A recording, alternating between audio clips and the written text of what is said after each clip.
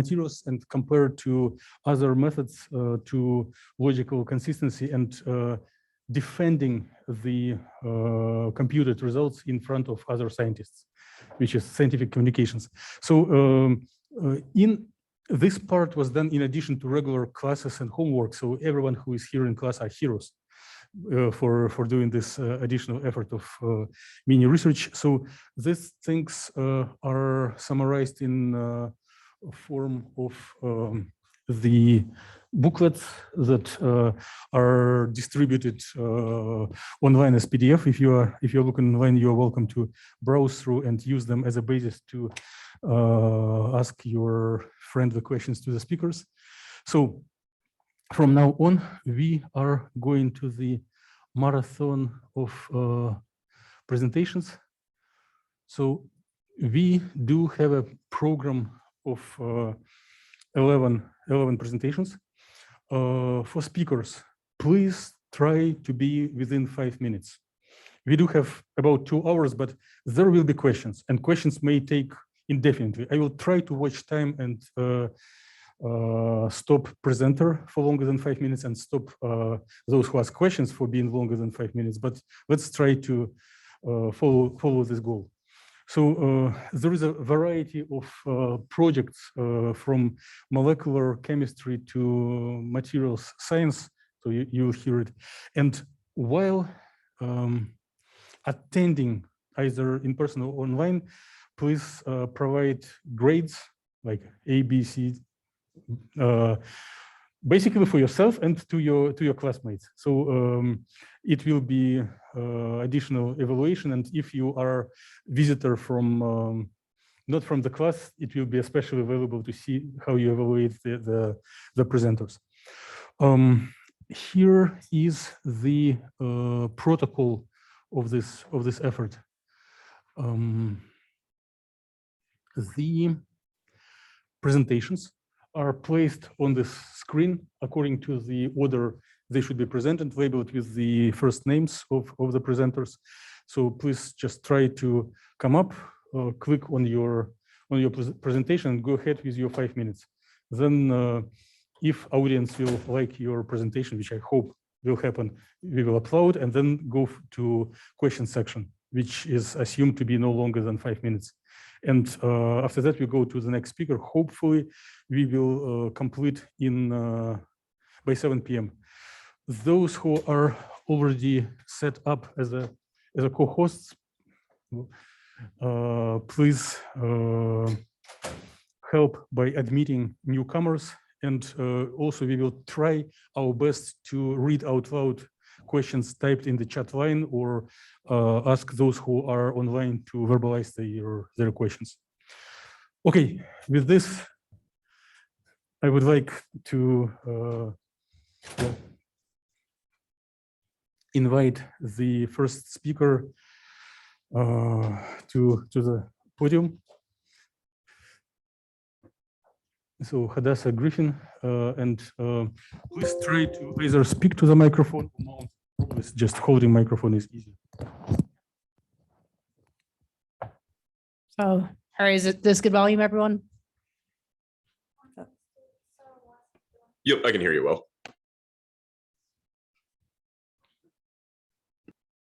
All right. Welcome, everyone. My name's Hadassah Griffin. I'm a doctorate student here at the physics department at NDSU. I'll be presenting on a little bit on my research project, which is about the interface properties of Janus quantum dot materials for different spatial separations. So a little context for what this is. Janus quantum dots are a type of semiconductor nanocrystal that's made of 2 different conjoined materials at an interface. Some of the applications of this are in solar cells. Janus quantum dots can be used for multiple exciton generation when a electron can absorb a photon, and then it can release more electrons. And for my particular project, I was just looking at the materials, 2 materials that can be used in these Janus quantum dots, and I was seeing how the properties of these nanocrystals together change for different spatial separations between these 2 objects. So there are a few different models I looked at for my two materials that are used in in these Janus quantum dots often are cadmium, selenium, and lead selenium. So I looked at 2 individual models for these, and then I looked at hybrid models when I had one of each of these nanocrystals. I called these models hybrid Z-shift 4 and hybrid Z-shift 2 to refer to the minimal spatial separation between them in angstroms with respect to the Z-axis. So hybrid Z-shift 4 angstrom separation, and so on. There are several things I looked at. I did all my calculations in VASP with density functional theorem. For the brevity of this presentation, I will only focus on a few of these things which relate to charge transfer. So first off, here's a visualization of the models I was working with. In the top part, we see the individual nanocrystals, cadmium, selenium, and lead selenium. In the bottom, we see the hybrid models, hybrid Z-shift 4 bottom left, hybrid Z-shift 4 bottom right. When I looked at the density of states of these 4 models, I got the following. This is after I did a geometry optimization. So this is the nanocrystals in the ground state. So in the top, we can see the individual models for cadmium, selenium, and lead selenium. This purple shading represents occupied states. The unshaded represents unoccupied states. Observations we can make from this, the hybrid models have the location of the band gaps tends to be somewhere between the location of the cadmium, selenium, and the lead selenium. So here you can see it's probably roughly 3-ish. Here it's or 2.5, here maybe it's 3, and then it shuffles a little more between both locations here. Also the band gap, the band gap gets smaller for the hybrid models comparatively, as illustrated in the table, especially when we go to the hybrid Z-shift 2 model. When I looked at the CHEM orbital electron densities, I looked at them in 3 dimensions and 1 dimension. This is visualized using VMD software. So this is for hybrid Z-shift 4 model. What we can see here is going from A, B, C, D, we have the HOMO -1, HOMO, LUMO, LUMO +1 electron orbitals respectively. So observations from this, we can see that the lead selenium works as the HOMO, or the highest occupied molecular orbital. The cadmium selenium takes the role as the LUMO. And one of the main observations from this is that charge transfer is not actually occurring because the HOMO looks pretty distinct and the LUMO looks pretty distinct. This contrasts with the hybrid Z-shift 2, where we can see the electron density are on the lead selenium and the lead selenium and the cadmium selenium, whether you're on HOMO -1, HOMO, LUMO, or LUMO +1. Even though there's still the dominant behavior from the HOMO and LUMO respective nanocrystals, there's still this shifting around. For a 1-dimensional look at the electron densities, we can see that there's some shifting between the HOMO and LUMO. So this is evidence that charge transfer is occurring actively whenever these 2 nanocrystals are closer to each other. So based on my density of states calculations and my looking at the CHEM orbitals, I created a rough band gap structure schematic. This just indicates where here the black arrows just indicate where the charge will go to for between the HOMO LUMO gap. Hybrid Z-shift 4, it's pretty distinct. This represents hybrid Z-shift 2, where the cadmium, selenium, and the it's still working there, and then the leads here. However, since the charge transfer is still occurring amongst all HOMO LUMO values, I just added this little arrow here. So in conclusion from my research, I found that having 2 nanocrystals at an interface can combine their individual properties, and some of the other aspects I looked at, like the total system energy and the absorption spectrum, indicated that as well. I found that the separation distance does cause a noticeable difference in the density of states, the band gap energy, and the electron density. And I found that at least for the hybrid Z-shift 2 model, when there's initial separation distance of 2 angstroms, that charge transfer is actively occurring. So that's the brief presentation of my project. I'll open it up for questions. Okay, please join me thanking Hadassah. Yep, 6 minutes. We have 4 minutes for questions. Anyone in the audience? There was one question in the chat line. So Professor Hang is asking, Professor Hang, would you like to verbalize your question by microphone, or would you like me to read it? So he's asking other goals, other gaps computed by Hadassah, small or large, how do they behave compared to experiment? Would the spin orbit increase or decrease band gaps? All right. Thank you for your question. So I only looked at the theoretical computational side of this. So I'm not aware of what the typical experimental values would be. That is something I'd have to compare and are more if I'm doing more research. And what was the other for the first part of the question? How the band gap affects. Spin orbit interaction. If it would be included, would it affect the results?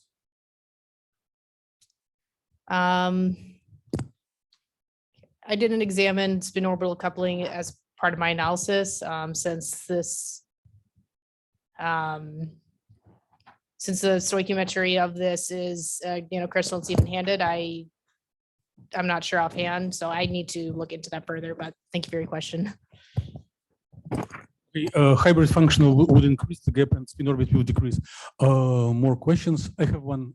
You did compute the location of the charge of the electron and hole either at the same or different parts of your model.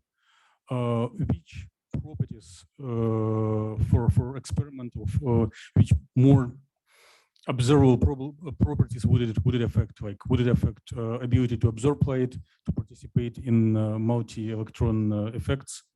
Just comment of why it is important to see if electron and hole are at the same spot or at different spots. Okay. So I think that the location of the homoluminal gaps does affect the kind of light it gives off. When I looked at the absorption spectrum, which I'll have in supplemental slides, I wasn't able to do the calculation for the hybrid Z-shift 4 due to computational errors. It does seem that for the individual models, the peak color, where it peaks in the visible is different than in the hybrid model, or it for example, here in the lead selenium, it peaks in the blue color visible spectrum. In the gadolinium selenium peaks in the violet. Hybrid Z-shift 4 does a combination. So I suspect that, yes, because the homoluma are different for all 3 of these models, it would affect the visible spectrum. And then the other part of your question was about the charge transfer. I think it would matter since when you have multiple exciton generation, you want to be so many multiples above this band gap. So the greater the band gap is, the lesser that'll affect that. Okay. Last chance for questions. One. Yep. Those for your system C in the band gap. You cannot see it because it's covered with this line. Can we do something with it? I also have a table where I have the homoluminal values specifically stated at that. I think, yeah, on the other side. Okay, good. So you have really the gap much smaller comparing to 0.5 electron volt for C case. But your spectra, if you now return back to spectra, so like around 0.1, your spectra starts more than 0.5, like 0.6 or so for the C case. Yeah, C case is the same structure. Well, what is labeled C is your C structure.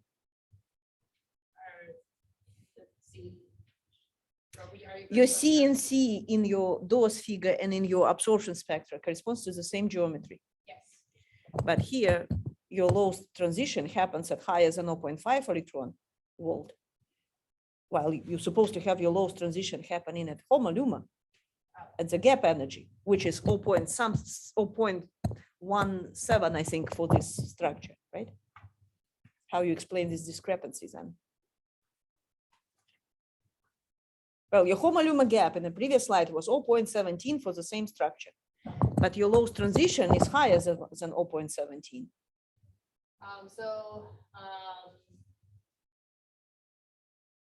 When I was earlier plotting this absorption spectrum, before I was aware that I needed to just focus on where the visible spectrum is, because I was informed that VASP calculations are more accurate in visible versus the ultraviolet light spectrum.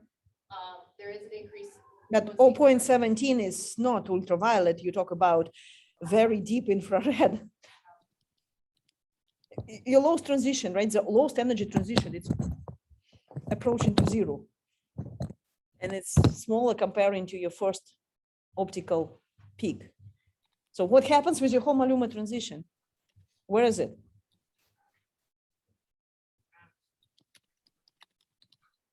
Are we missing some states? If anyone in the room wants to help, it is appreciated. So any answers one? Any answers two? So the charge transfer states are transitions are dark and they do not contribute to optical activity. So you're saying that homolume transition at very low energy is just not shown on this figure because it has completely no oscillator strength, like your oscillator strength is zero.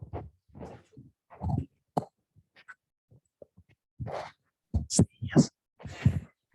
Yes. Which relates to Dmitri's question, the previous question, asked why it is important to know whether you have charge transfer states or not. It dictates whether you have optically active state or not. If you have a charge transfer state, oscillator strength equals zero, means it's not optically active. And it means that in this case, if it is low energy, it will be not seen in the neither absorption spectra, or you're really not expecting that this system will emit in any light. You will have completely dark system. Okay. There is and we are already over time, but there is a question from Professor Krzyzewski. Do the functional used include van der Waals?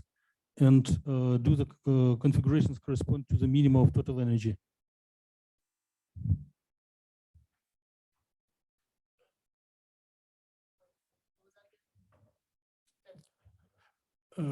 Professor Krzyzewski, would you like to speak up your questions? Oh, sure. So again, the question is about the configuration. So this shift 4, shift 2, are they somehow, correspond to, do they somehow correspond to, minimum of total energy? If you keep on relaxing geometry, will they want to move closer or move away from each other? So for the models I made, I just looked at 2 different initial separations. I didn't look at the postcards afterwards or the position files after the geometry optimization to see if the geometry like settled closer or further away. So I initially shifted the geometry before geometry optimization, and what we have resulting is what's left, or what was analyzed. So does that answer your question? Well, for the time being, yeah. Okay, I guess we can talk more later. Okay. Which of these structures provides you the lowest energy?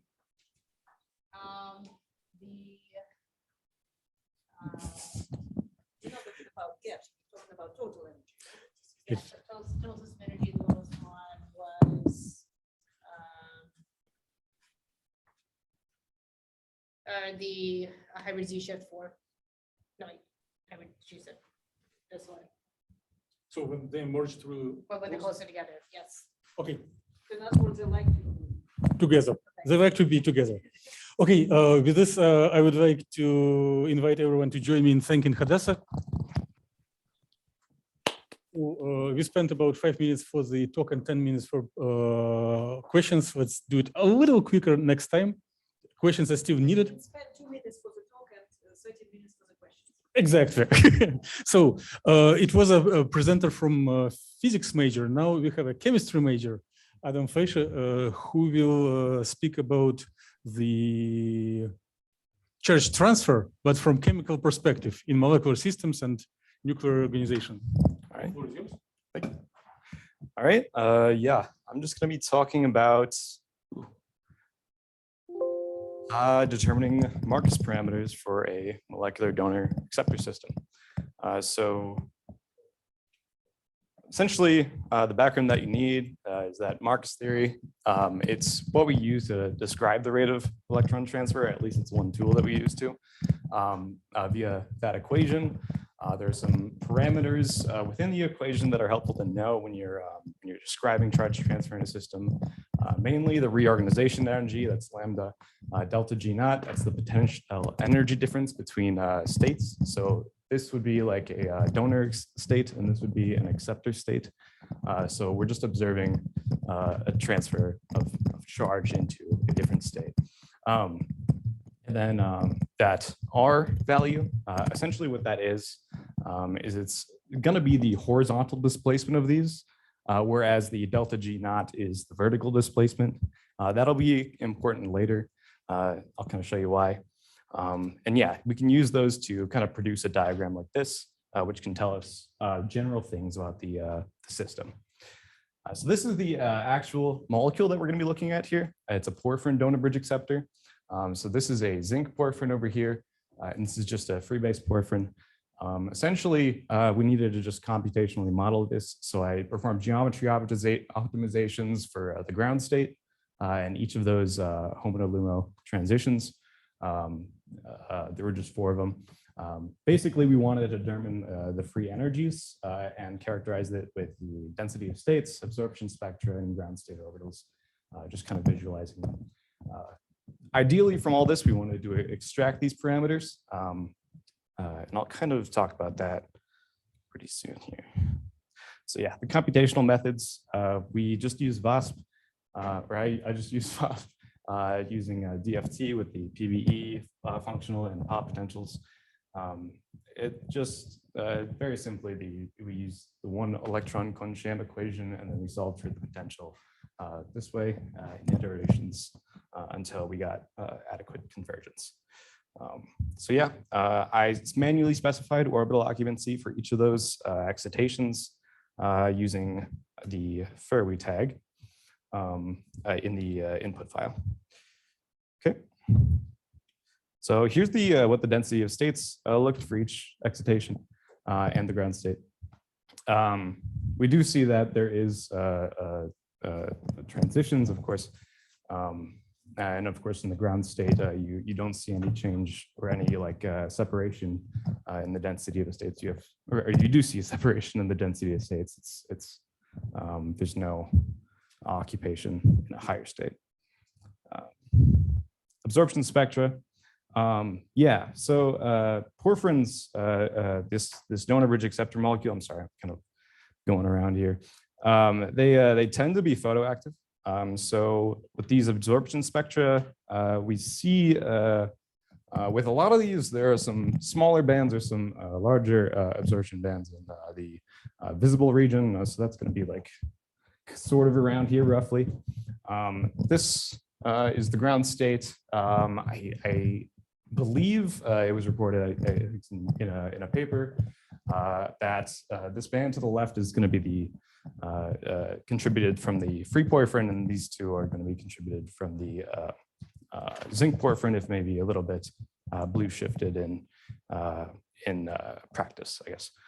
Yeah, these others kind of I'll talk a little bit more about that after showing you the orbitals. So I just plotted the orbitals for the ground state. The HOMO and LUMO, we see there's pretty even localization, but for this, the LUMO in particular, you're looking at orbitals for that being mostly in the free porphyrin, which would be acting as the acceptor here. Sorry to interrupt you. You have different colors of your orbitals. Do they Yeah. mean something, or what exactly this Oh. blue versus red, yellow versus blue? Yeah, red is HOMO, blue is HOMO -1. LUMO is going to be the orange or yellow, and then LUMO +1 is going to be the green. So your former and former -1 do not overlap. They sit on completely different sides of the molecule. No, this is well. I believe this is just showing like relative density. I think they might be overlapping to some extent there. Just the colors are not seen because they overlap. Yeah, I believe so. Yeah, but yeah, that's why I have the 1D representations to kind of yeah.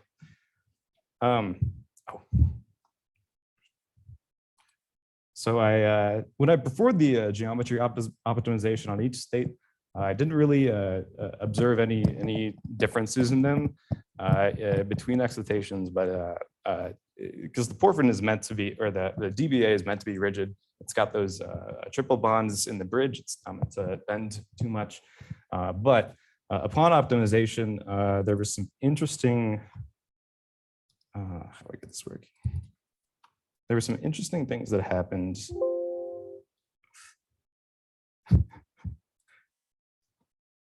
Yeah.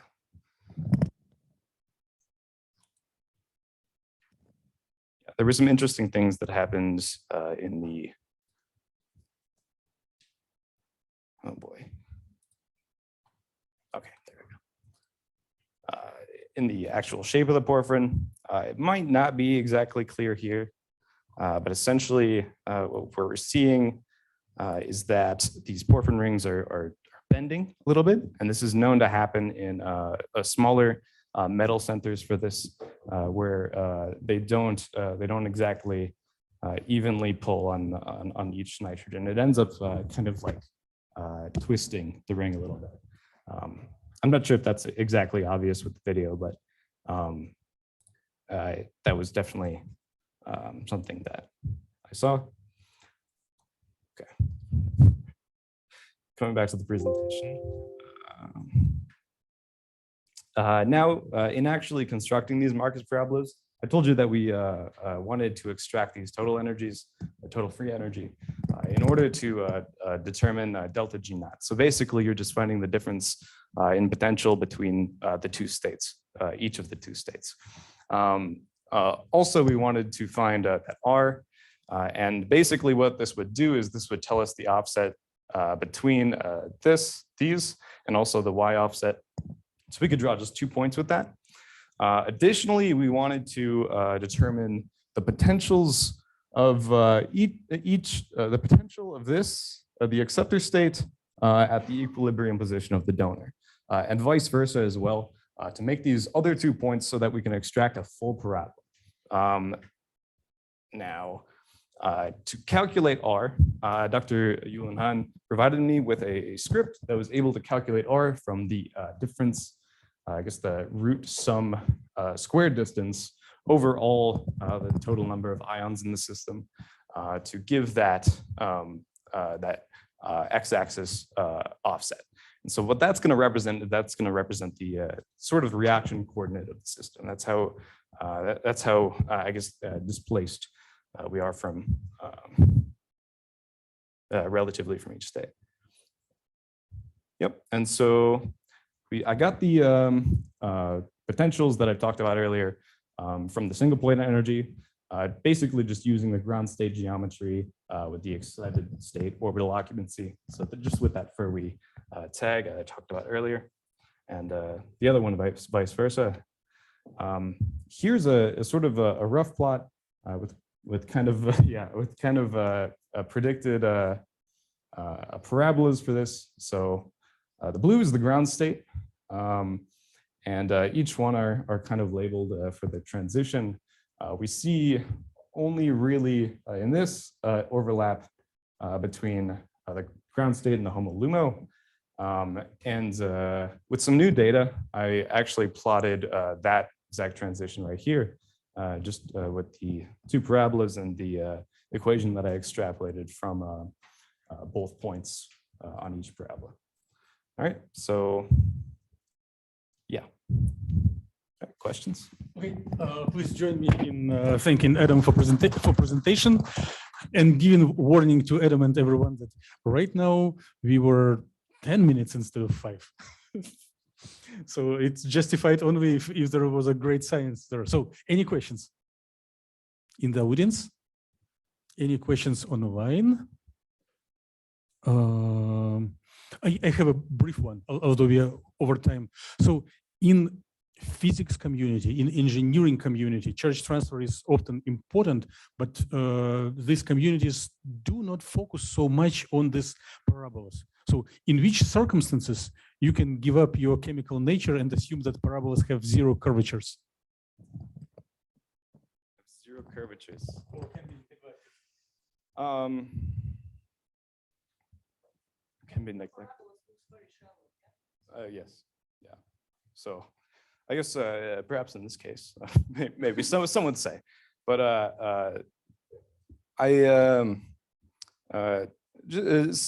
simply by the way that they're drawn, if the acceptor state is, I mean, very close in reaction coordinate, but also very very displaced on the y-axis. So they have a large difference in potential. Those types of systems, these wouldn't really help to visualize anything. And structure, what should be the structure? Like your model was bending and changing, so it was soft and flexible. And which structural properties should be for those where these parabolas are not needed? The rigid ones.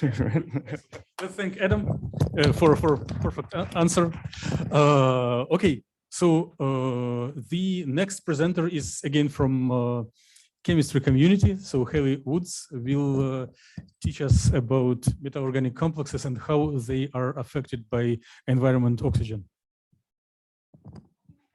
Oh, thank you. Hi, everyone. Great job to the last two presenters. That was awesome. In the spirit of trying to keep things short, my presentation might be a little less thorough than theirs, but I'll do my best. Okay, so good evening, everyone. Like Dimitri said, my name is Hayley Woods, and today I'll be talking about my project titled A VASP Exploration of a Ter-pyridine Ruthenium Complex. So the structure of that is here on the left-hand side of the screen. And so really quick, why should you care about my project? Metal organic complexes like the one that I'm talking about here can be used in a type of cancer treatment called photodynamic therapy. And so really briefly how this works is upon excitation, this molecule can react with molecular oxygen and then produce reactive oxygen species, which then promotes cell death. So hopefully that would be cancer cell death in the case of cancer treatment. So some overarching goals of projects like this one include the development of one of these metal organic complexes that absorbs and emits within what's called the phototherapeutic range. So this is the infrared to near infrared region of the electromagnetic spectrum.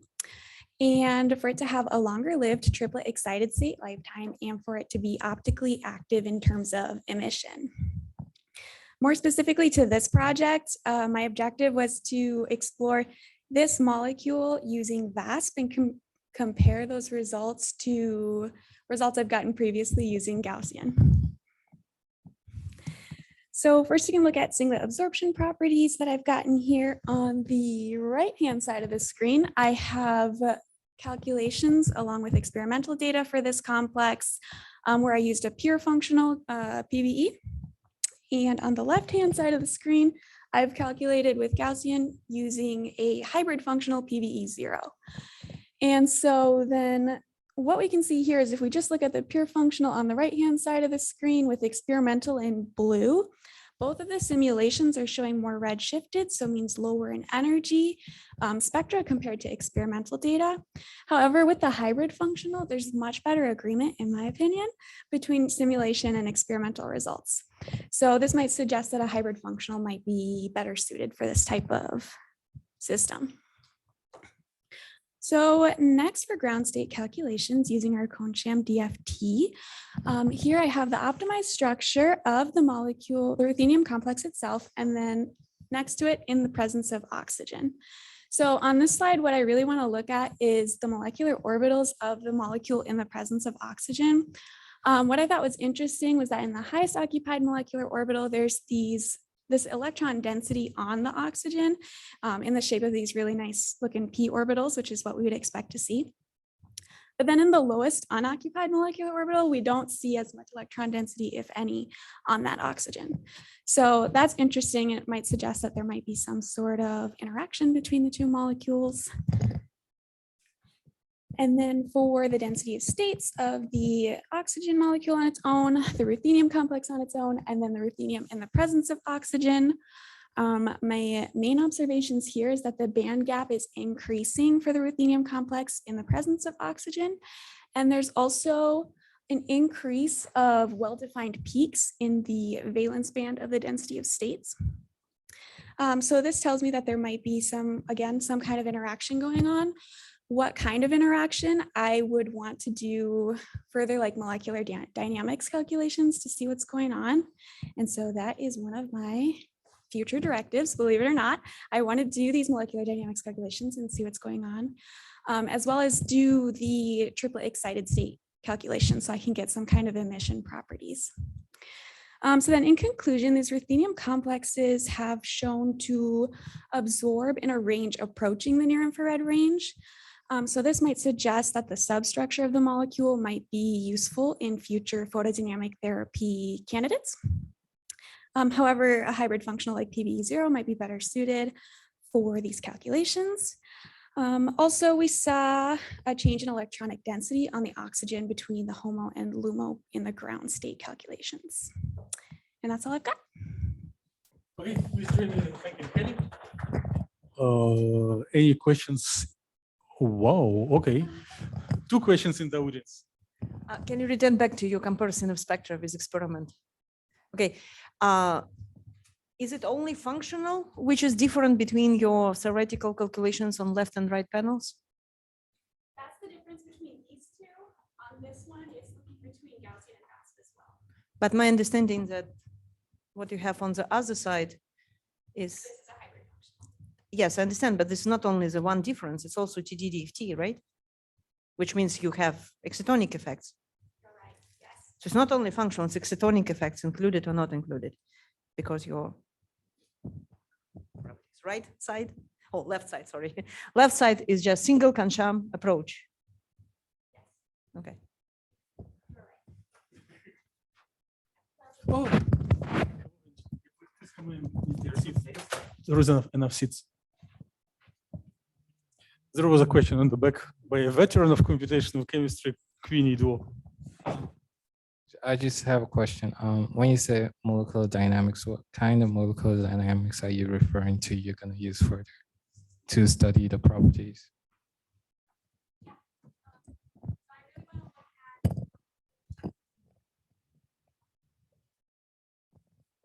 How the geometry of the system changes upon heating, see what changes. Does that answer your question?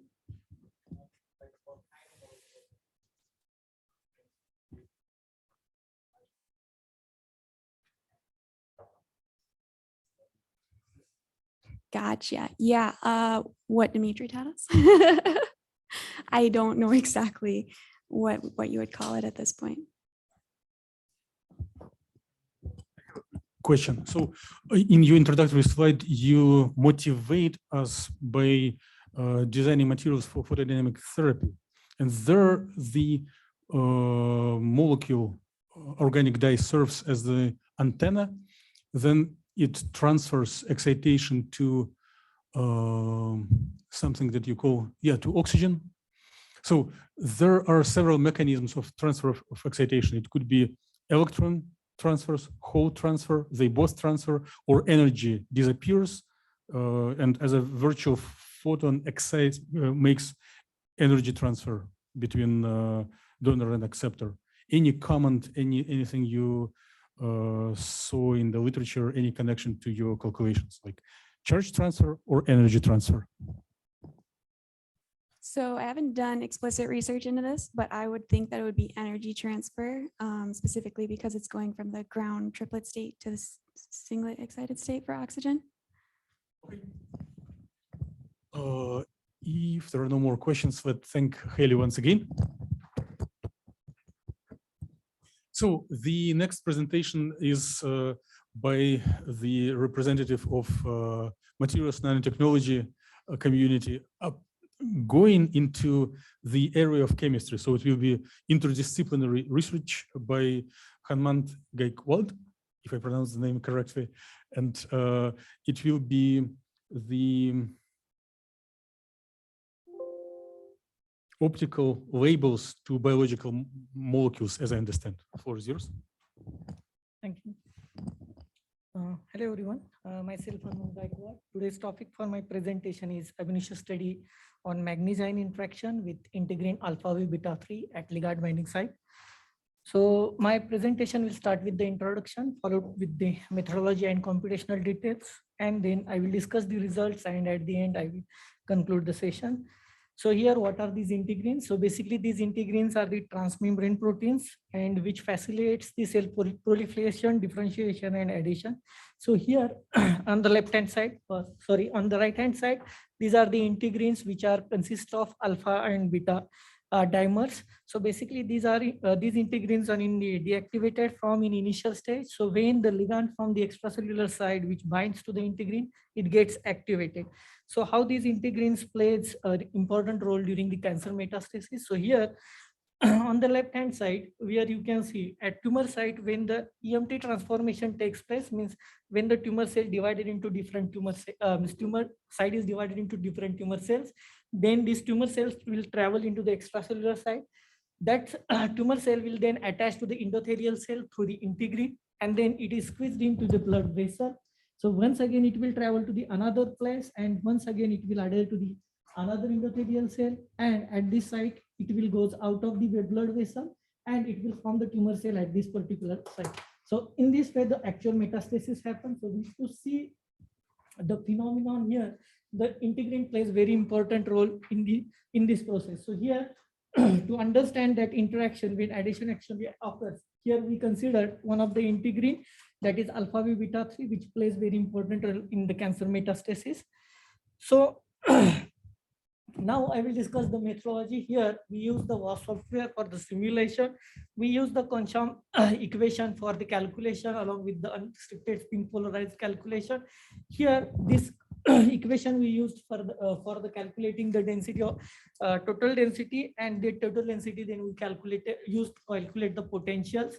Here we use the potential to treat the interaction between the states, and total energies which are calculated based on the PBA functional. Here for preparing this protein model, we use the 4mmx integrin structure, which is downloaded from the protein data bank. Then at ligand binding site, which we created, the actual protein model for our simulation, where we selected 15 angstrom radius around the manganese ion, and we selected the residues around it, and we prepared the two models with the metal ion and without the metal ion. So here, when we selected that model, we observed the octahedral geometry for the manganese ion. So basically, when we see different attachment of the manganese ion in the integrin, we will observe octahedral as well as tetrahedral geometry for the manganese ion.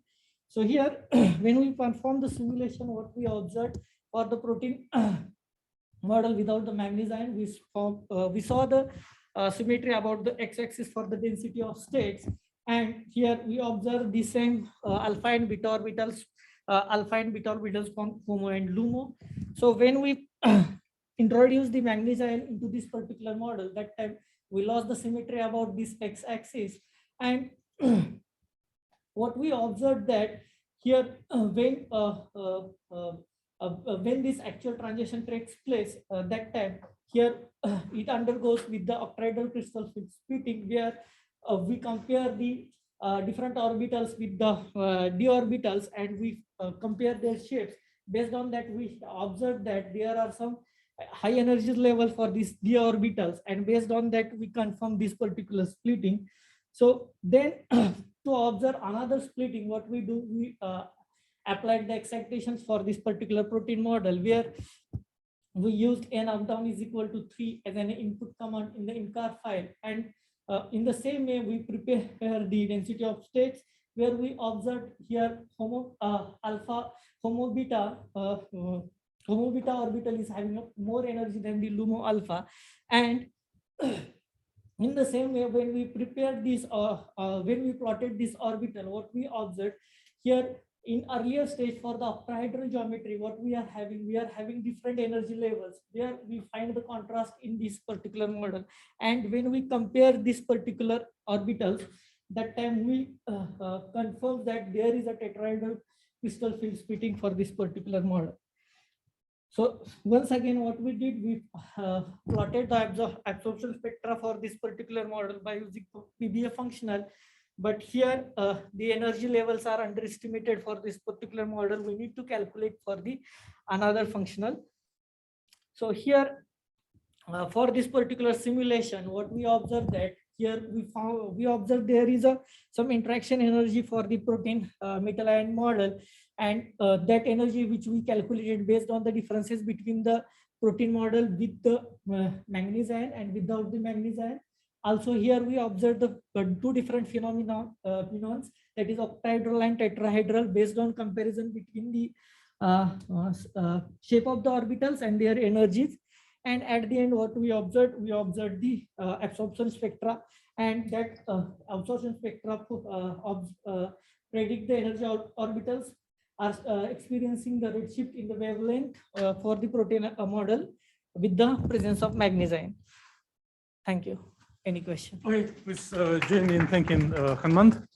So in the in-person audience, yes. So my understanding is that you take in a big biological whatever thing and just cut little pieces of it. How you know which one really interact with manganese ion? You just were picking it randomly, or you have some secret knowledge about what to use? Molecular dynamics simulations already are done for that one. This one, where they, not molecular. There is some experimental evidences are there. There are two residues which are mostly interact with the manganese ion, that is aspartic acid and glutadine. That based on, so I need to understand how we can calculate it. I will do that study in my in my further simulation, but still now I don't know what are these residues which are more active in this process. At least you were taking two residues. Yes, which are known to interact. Yes. Any questions from online audience? So if any, please speak up. Yeah, maybe Dimitri, can I? Yes, please. Yeah. So so this work, he has done extensive molecular dynamics simulations and also considerable amount of work, a review of experimental work. And I believe that some of these identification of some of these residues or portions of the integrin are not randomly chosen, but very thoughtfully chosen. So I just wanted to make that comment. Is that question? No, that's not a question, just a comment. So when you get into this change between octahedral and tetrahedral structures, right? Again, you were just making it by yourself, by hand, saying, okay, here's my initial geometry, here is my another choice of the geometry, or you were seeing this shift just when you do this excitation and put in your spins? Yes, I observed that changing splitting when I did the excitation. So in other words, it's really shifting the configuration around the manganese ion due to the excitation. Yes. So like ground state geometry and excited state geometry are very different for this system. Yes. Oh, interesting. I think it's very interesting observation. Yeah, it's close to results of our speaker number 2, Adam. So it's nuclear reorganization upon excitation. Yeah, and there is a typed question by Professor Huang. So I'm just reading. How do you know it is manganese 2+? What is the calculated local magnetic moment? Is manganese 2+ in low spin or high spin configuration? Basically, based on the model, which one I selected from the PDB data bank, it already provided that the manganese comes with the +2 oxidation state. So I did not calculate it for, I mean, I did not had any calculation for it. It is experimental evidence. Yes. And what is the magnetization? Is like how many unpaired electrons? So for first one, it is 5. And for second one? 3. Okay. Professor Hang, does it answer your question? I hope so. Yes, thank you. Okay. I'm listening with my kids around, so sorry if I missed something. Yeah, that's okay. That's okay. All right, sorry. Okay. If there are no more questions, please join me in thanking Hanmant once again. Okay, so the next presentation is by Amirreza Daghighi. I hope I pronouncing correctly. And again, it will be interdisciplinary research. So he will focus on transition states in reactions of forming defects at carbon nanotubes. So please speak to the microphone when you're ready. Yeah, sure. Let me just load my presentation here. All right. So, did I? Oh, did I stop sharing? Yeah. Without sharing screen, it will show you much nicer, but your slides will be hidden.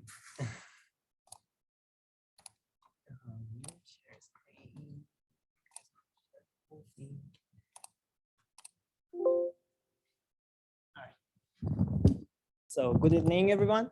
So my project is about exploring electronic structure of 6 transition states of aniline-functionalized carbon nanotubes using DFT. So a little bit of introduction here. So the CNT that we're using here is a single-walled CNT 11-0. And the interesting thing about these CNTs is that they can be used as a single photon sources operating at infrared and near infrared range. So they can be used in light emitting technology devices that use light emitting technology like supercomputers or like sensors. So that's why it's important to explore these CNTs. So to do that, so here's the methods. And so I've explored the total energy and band gap of the system for each of these defects. And then I've explored the density of the states, the spin polarized absorption spectrum, and the structure of the orbitals. So here you can see the carbon nanotubes that we are exploring. On the top is actually the carbon nanotubes and the defects on it. And on the below picture, you can see the defect and the 6 positions that we are actually exploring. So O represents the ortho positions and P is the para position. So we have O-, O++, which are the 3 ortho positions. And then there are 6 parallel positions as well. So you know that, yeah, sure. So just want to comment, when you say like these are the positions, what is sitting on this position? So this is the defect, and then a aerial group is going to approach this defect right there. When you say defect, what does it mean? Defect? So defect, it means that Carbon, you make impurities there. How do you create this defect? I guess it is just like a different conformation there. Just explain what is like. the top panel. So you can see that it's not really has the angles the same as the other carbons which are connected.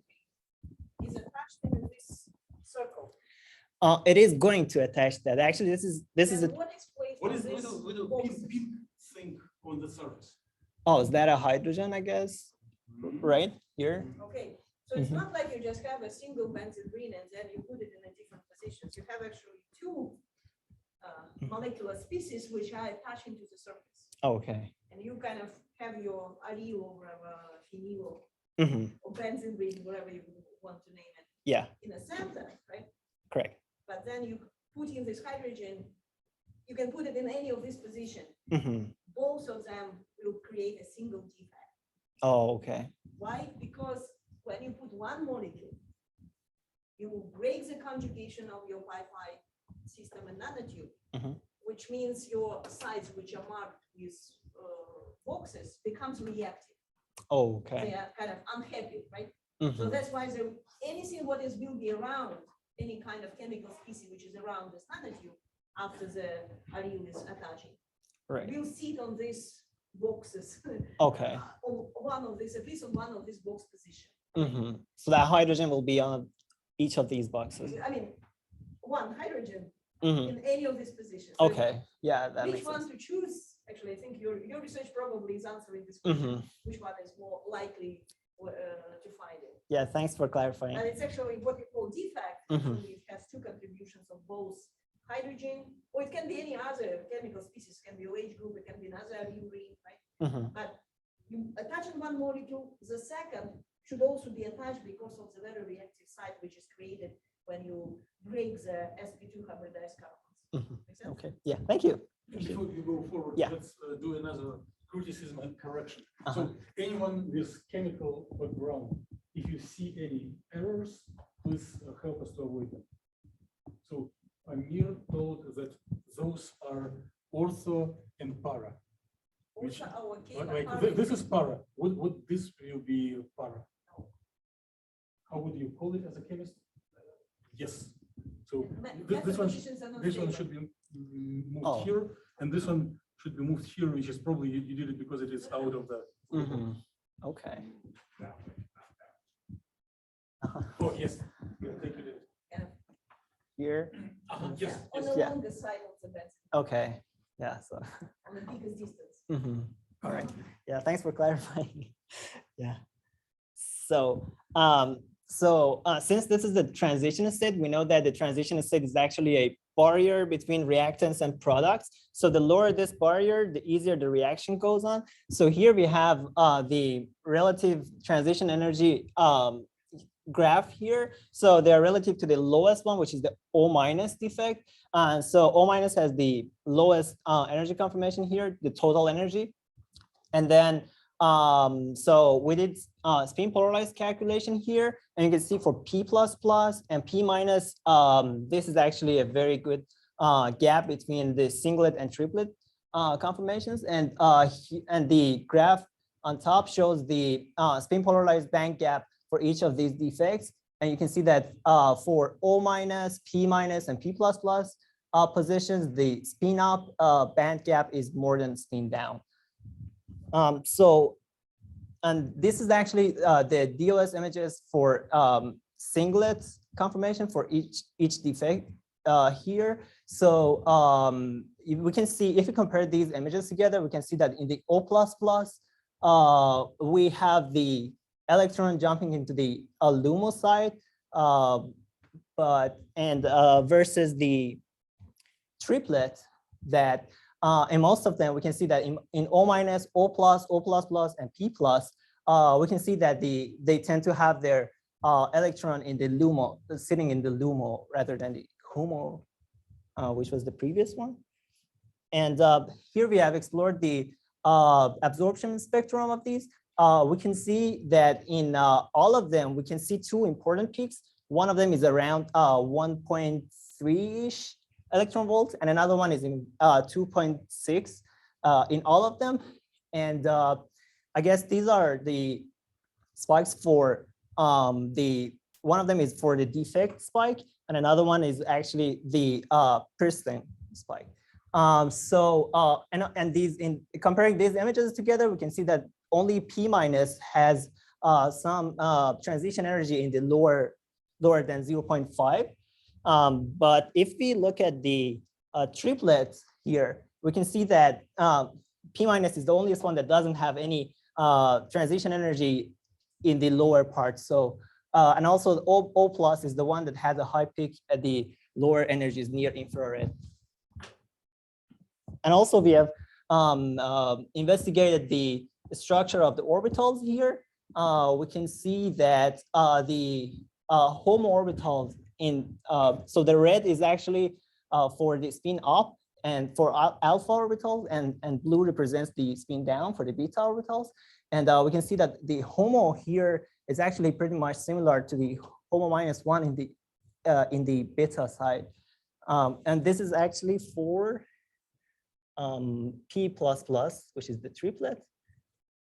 And we also investigated for O-. So the reason that we've selected O- and triplet was because of the first diagram that I've showed you. So O- had the lowest total energy, and a P++ actually had a very good gap between spin down and spin up energy in the band gap. So, and I guess with that, this is all I have to present. Thank you so much. Okay, please, Jeremy, thank you. Amirreza, so any questions in the audience? Any questions online? So how would you interpret your spectra? Your transition states have very short lifetimes. They appear and disappear immediately. Are you prompting to do ultra fast femtosecond experiment? Just what do you think? What is a possible value of them? So actually these transition states like are very short states. And then if we, they're actually very close to the reactants, I guess. So if we explore them, we can actually anticipate which defect has the most probable interaction with the triplet oxygen, which is going to react with it. So that answer your question? There is a question from Professor Rasulev. Professor Rasulev, would you like to verbalize your question to the microphone? Yes. Can you hear me? Yes, please go ahead. Hello, can you hear me? Yes, we can hear you. Okay, so my question is, are there any experimental data to compare with this calculation, at least to, to have some kind of point to check, are you kind of close to the real numbers, for example, in regard of the Hamaloma gap, the band gaps, energies? Any experimental data you have in mind to compare with your calculations? So the thing is that I guess these are the transition states, and I guess they are very hard to catch. So I'm not quite sure if we can do them experimentally to measure these energies in experimental way. So I'm not quite sure about it. Yeah, Amir found a very smart and wise way to avoid this question. Yes, they will be very short-living. So it's much more possible to assess gaps of reactant and product. So it's a big experimental challenge to measure those transition states. Experimental spectra are available for the product when it's already attached to the surface.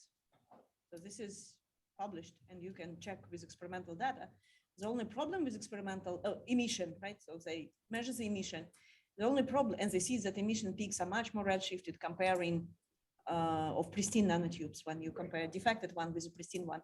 The only problem, since you have probably a mixture of different defects, you cannot differentiate between which one is which one.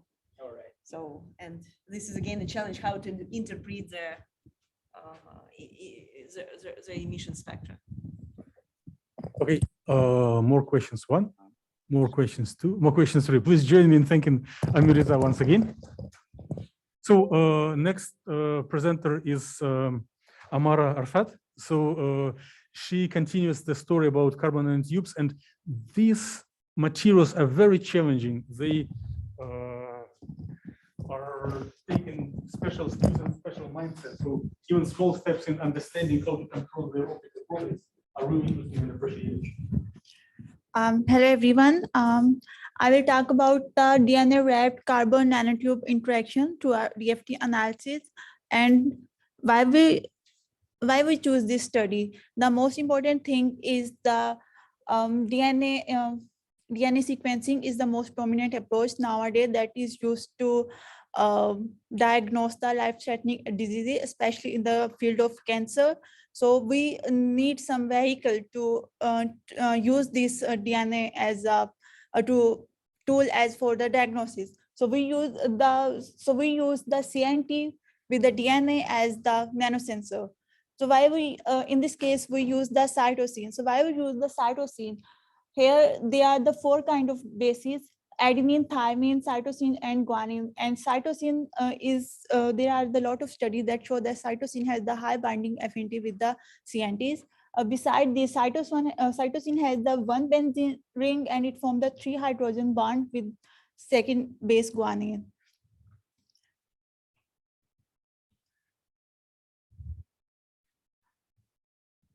So the most important thing is the sp2 hybridization of the carbon nanotube that makes it an ideal candidate to immobilize the biological molecules. That's why we use the CNTs as the DNA with the DNA to use as the nanosensor, because CNT is already used in a lot of electronic devices as a sensor. Okay, sorry.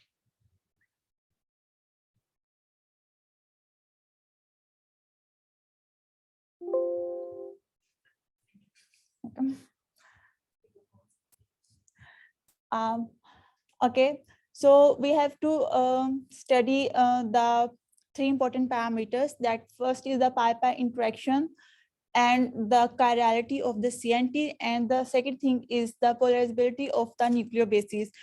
Because there are a lot of studies which shows that these are the most important things in the DNA and CNT interaction, which play the role of the binding of the DNA with the CNTs. And here we built the model of DNA by using the 5 cytosine bases, and in the DNA with the cytosine there also with each cytosine there is a phosphate group and the sugar group attached for the DNA 1 strand.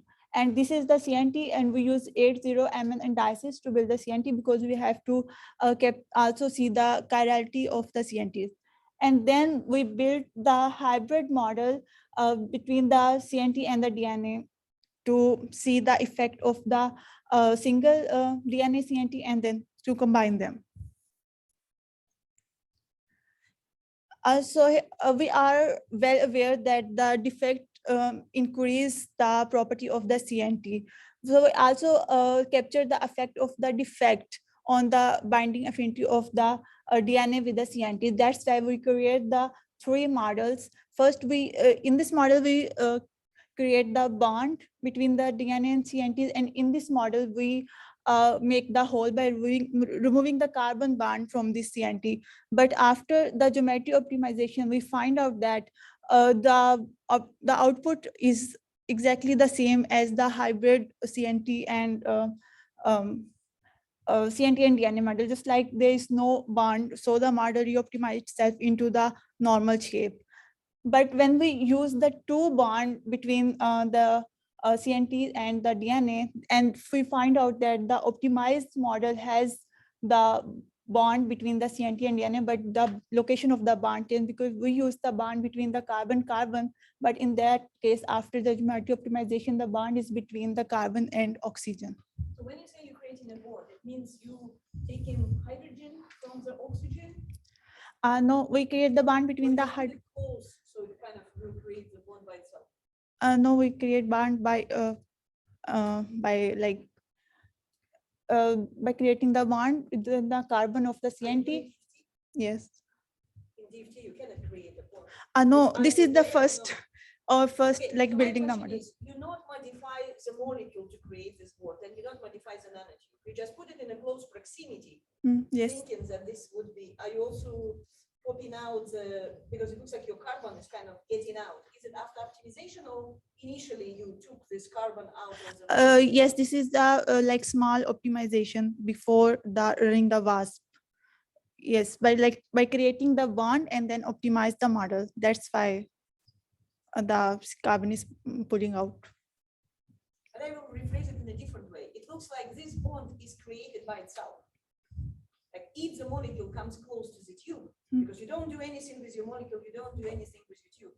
But if you believe your calculations, looks like just coming to the close proximity to the tube, it probably will start acting on the carbon and really creating this bond, chemical bond with the carbon from the nanotube. No, the bond will not create, just like the previous model. That is the model, like when we use without any defect, without any bond. So they are in the close proximity, but they didn't create any like bond. And I'm confused. How you create the bond? We create the bond in the software. In DFT doesn't matter. You can create a bond, but if energetically this bond is not favorable, it's never really created. So what do you mean when you create a bond? Just connecting two atoms doesn't mean that you really create a bond.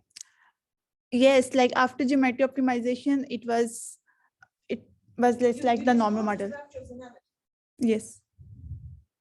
And then re-optimize it with your software. Yes. Okay. Yes. So if you start not distort the structures, the bond is not created, but if you distort the structures, then you see that it stays distorted and oxygen is coming kind of on the bond distance and stays there. Yes.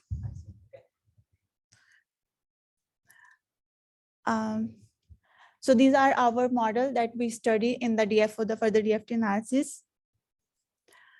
First, we made the comparison of the molecular orbitals of this model.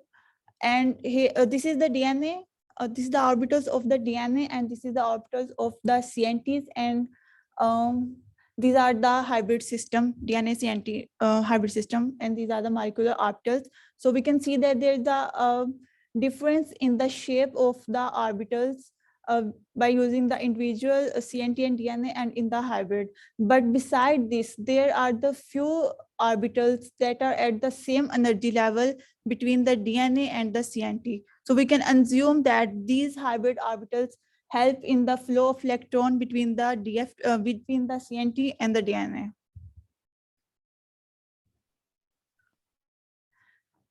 So here we can see that in the hybrid system, the orbitals that are above the LUMO orbitals are mostly immobilized onto the DNA, and the orbitals that are in the LUMO are mostly immobilized onto the CNT. And there are a lot of partial electron occupancies in the orbital.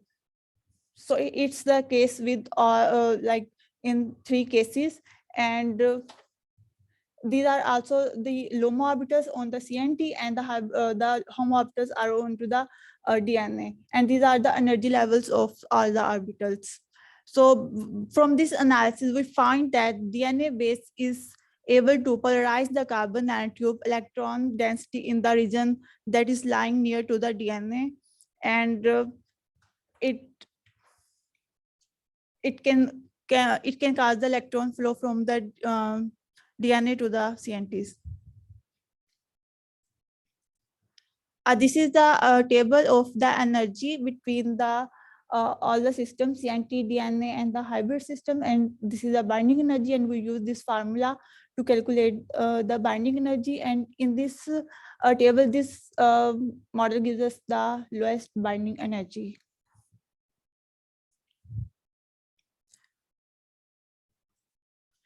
So this is the density of states, and it's like pretty much disorder. But in that case, we can see that this is the CNT, and this is the DNA, and this is the CNT density of states, and this is the hybrid. These are the hybrid models, and the energy of the states moves toward the lower end as compared to the DNA into the hybrid systems. And there are also partially unoccupied HOMO orbitals in all the hybrid system. And this is the analysis of the singlet and triplet of the hybrid system. And we can see that we did not study the doublet because we have the equal number of the even number of electrons. And in that case, we found out that the HOMO and alpha and beta orbitals are exactly at the same energy level in the triplet and also in the singlet. And these are also there. I have mentioned the band gap of alpha and beta, and we see that the band gap decrease in the triplet as compared to the singlet in the triplet state of the model. So this is the charge distribution in the singlet and triplet. We can see that here the here are the electrons. Yellow indicate the electrons and blue indicate the holes. So this is the like charge distribution in the hybrid system and in the triplet, and this is the charge distribution that has the electrons in the singlet, that has the excess of electrons. And this I use the excitation of the hybrid system, and we can see that the electrons are excited from the HOMO to the LOMO orbitals in the hybrid system. And it is the configuration of the system which shows that the electron, the structure of the CNT is exploded by the excitation.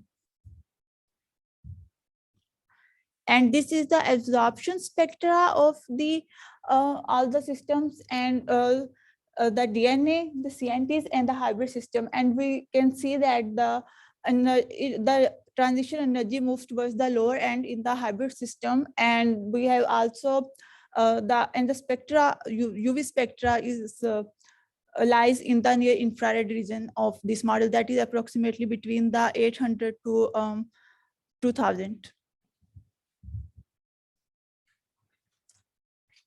So that's all from my end. If you have any question. Okay, please join me in thanking Amara.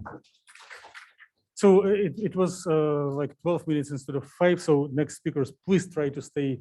We still have chance to finish in time, but just watch the time. Let me give a brief overview before we go to questions. One of the things that Amara was showing were dramatically different binding energies from plus 28 to minus 8. It looks like in original attempt, you've got unrealistic unbinding, which is unstable system, and then you probably tried to design something that will stabilize the system.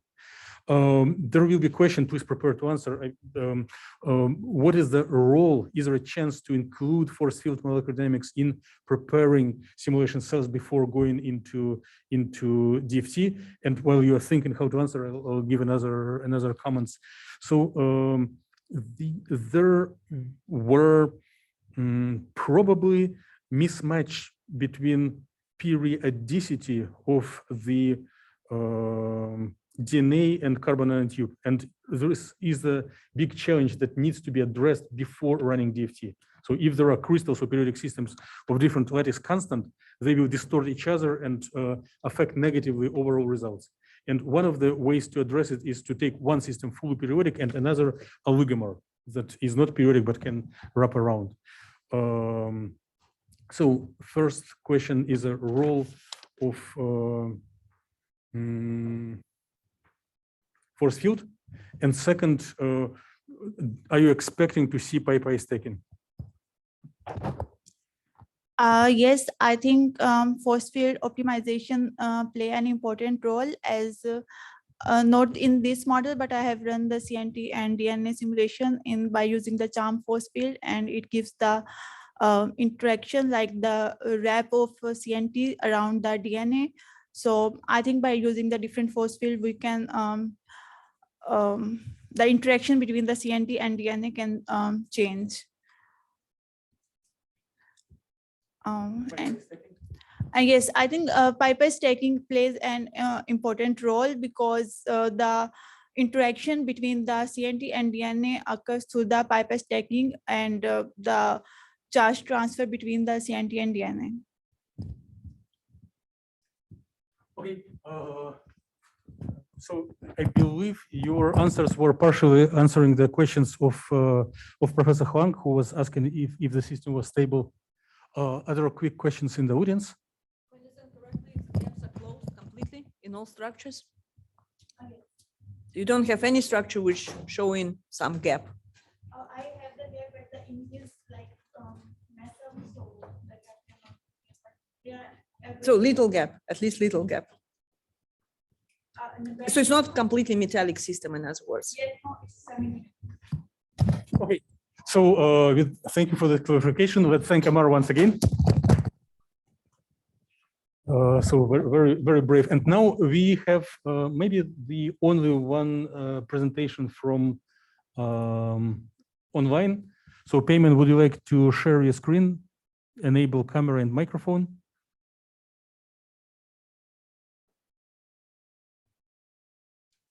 So it will be, and maybe go to presentation mode. So Peyman Harirchi is also given a multidisciplinary. He applies tools of computational chemistry to engineering problems of designing optimal cement material for construction. Okay, floor is yours. Thank you very much, Dr. Killian. I guess you can hear me, right? And if you enable camera, would be great. Oh, sure. And maybe also go to presentation mode instead of editor's mode.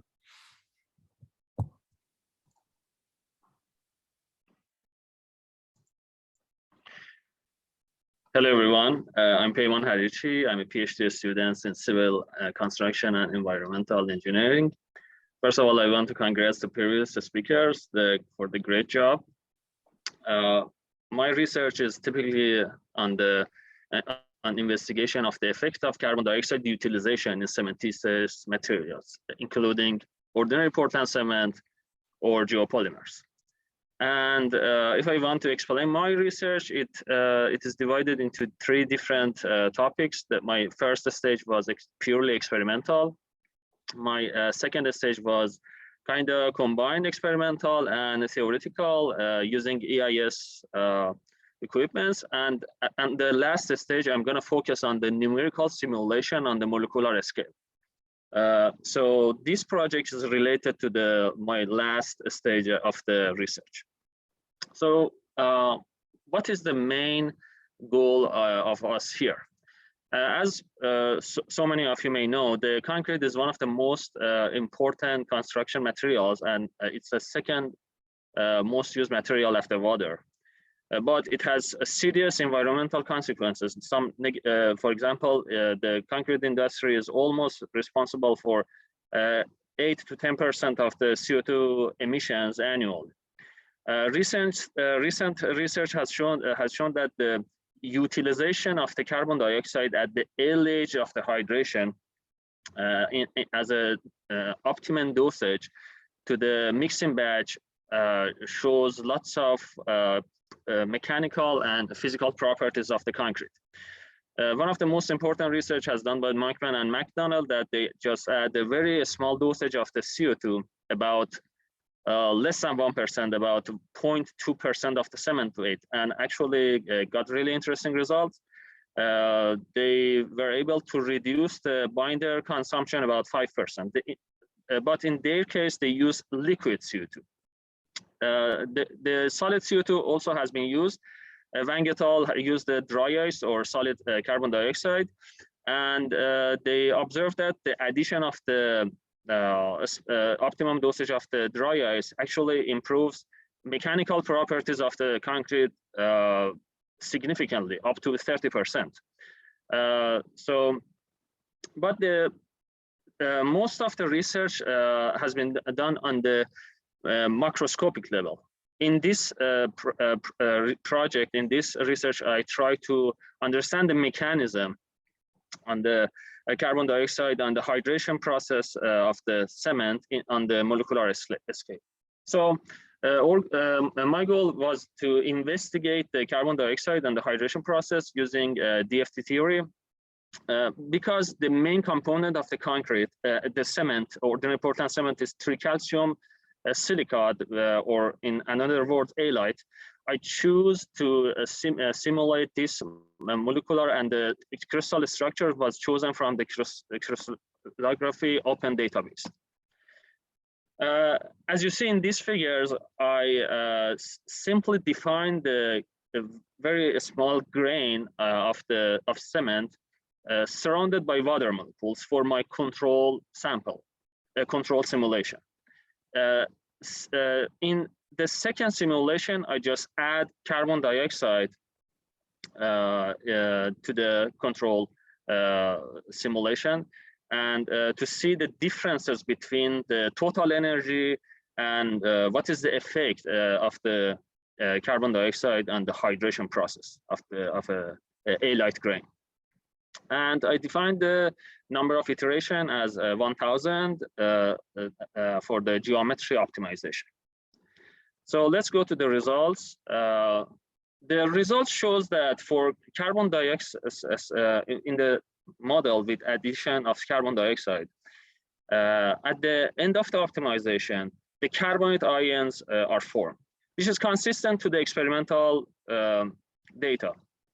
Carbon dioxide reacted with the water molecules and produces carbonates, which, as you see in the image, that 120 degree of angle can be seen in the carbonate ions for the carbon dioxide added simulation.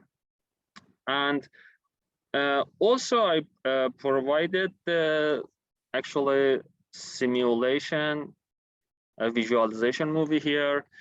And as you see, we have on the top surface of the crystal, we can see that actually the reaction between the carbon dioxide and the water molecule, which that 120 angle is seen between the carbon atom and two hydrogen atom, and also the reaction between the water molecules and the silicate tetrahedral, which shows the attraction of the hydrogen atoms to the oxygen of the oxygen, which is actually is bonded to the silicon atom. And for the in the model that carbon dioxide, including carbon dioxide, we can see the free hydrogen atoms, which also is consistent with experimental data that the addition of the carbon dioxide kind of acidifies the environment of the cement and mixing water. And also seeing that in these figures, as you see, these figures are related to the model without addition of the carbon dioxide. So first, I just want to explain the DOS of the control simulation before MD and after MD. And also Dr. Killen ran the model with heating configuration. If you look at the DOS before the molecular dynamics for the optimized crystal and compare it to the simulation after molecular dynamics, we can see that the band gap increases after molecular dynamic simulation. I believe, I'm not sure, I believe that it's because of the kind of consumption of the water molecules in the after molecular dynamic, after hydration process on the cement grain. And because water molecules are consumed, kind of conductivity of the system decreases. And I believe, as I said, I'm not sure, I believe that this kind of increasing of the band energy is related to that process.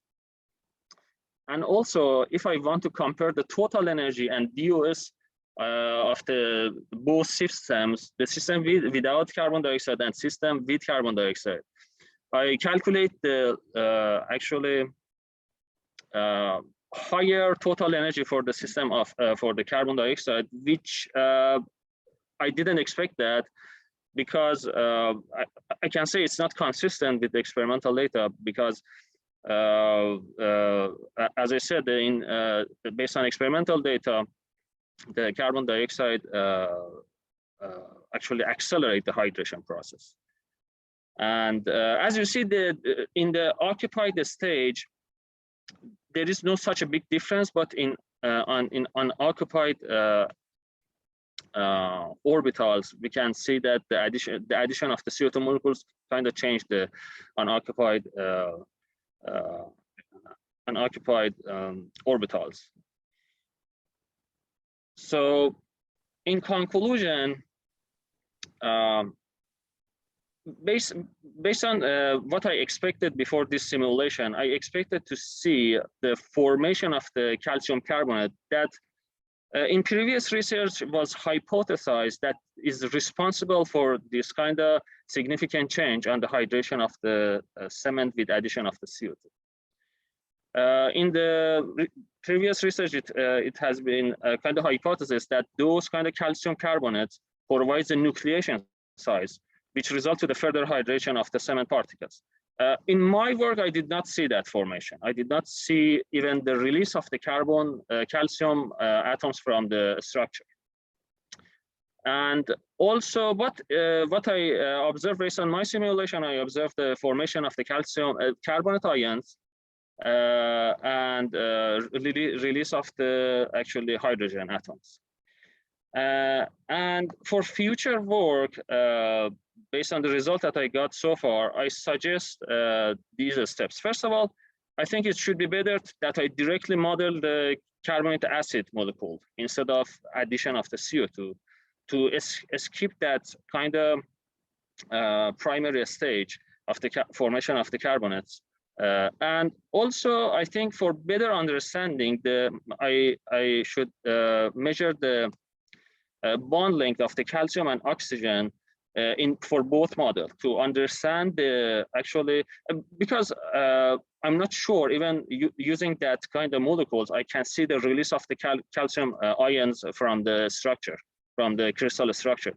So I think if for my future work, if I compare those bond length for each model, and for example, I see in the model with the addition of CO2, the bond length is higher compared to the control model, I can kind of prove that the effect of the carbon dioxide on the hydration of the cement grain. Thank you very much for your for listening, and please let me know if you have any questions.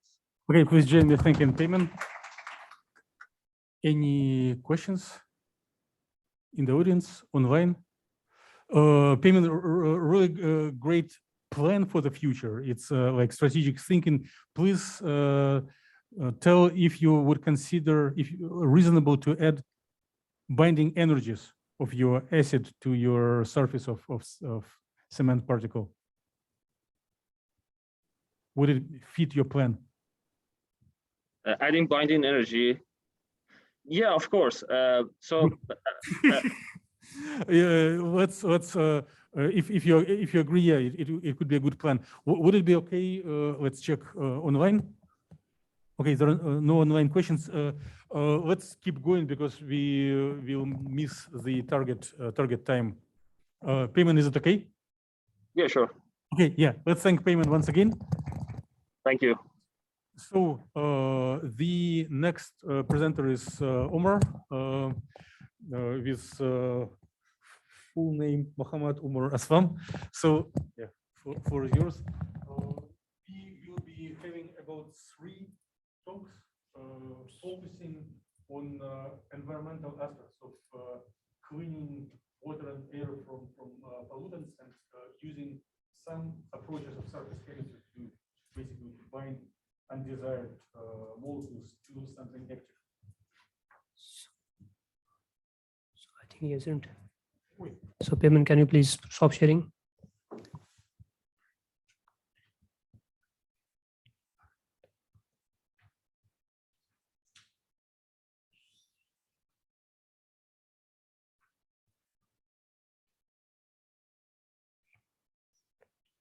Just talk to Peyman.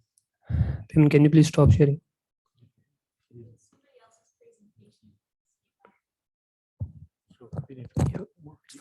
fine. Thank you. And let's check if you are. No, you need to set up the screen share once again.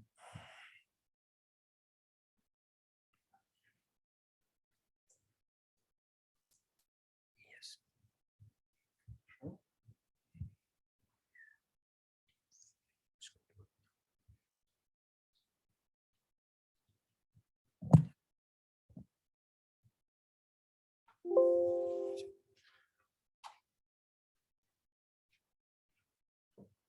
Should okay. So, hello everyone. I'm Umar Aslam, and I'm a graduate student in environmental conservation sciences. So, I would like to highlight the removal techniques or the removal of microplastics from environmental domains through aluminosilicate clay. I would like to highlight briefly about the microplastics. They are the minute particles, and the problem is with their secondary categories that are produced due to the degradation of the macroplastics. So the problem lies in their resistance to degradation. So when they add up in the water, so they accumulated or taken up by, you can say, the biota, and ultimately accumulated in their body and become the part of the food chain. So ultimately they affect the human beings that are dependent on them. Secondly, they act as a vector. So they transport other pollutants, other organic pollutants on them from one place to another. So that's why if we remove microplastics, it's going to be the double benefit. The motivation why we are going to apply the adsorption, or you can see the computational techniques, it's like adsorption is already being processed in, you can say, in the lab scale, in the filtration, in the treatment of water pollutants. So this is the reason of using that process. And why we are using the clay, because it has a high surface area, cheap and viable. And secondly, our recent findings of a recent study have proved an association of MPs with the river sediments. So during their quantification process. So in a nutshell, our objective is to remove, or you can say, to check the suitable candidate for the removal of microplastics. And for that, I have used PVC as an adsorbate, as a type of plastic.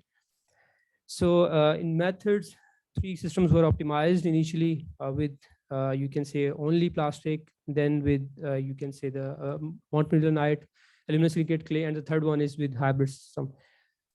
After geometry optimization, density of states, band gaps, absorption spectra, binding energies, and MD were done as a you can say the characterization techniques.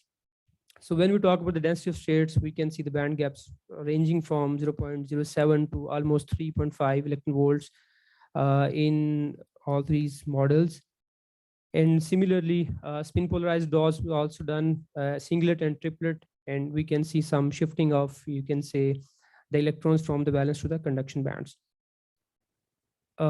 Similarly, absorption spectra were also computed for, you can say, the singlet and then the triplet, and just for, you can say, the practice of the land scale, the decomposed spectra were also like computed for all these models.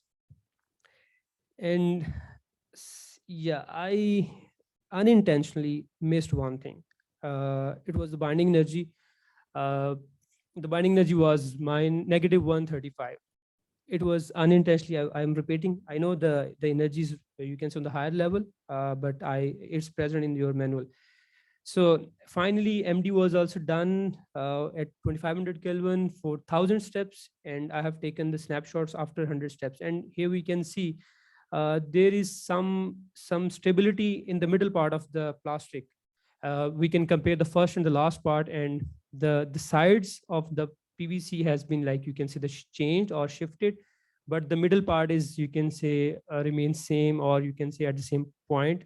So I can conclude from that point, clay is going to be the ideal candidate for the removal of plastic polymer. It is somehow showing the interaction of, you can see, the middle part with the aluminosilicate clay. I conclude in that way. So yeah, that's it from my side. Okay. Yeah. Special thank you to Over for staying in time.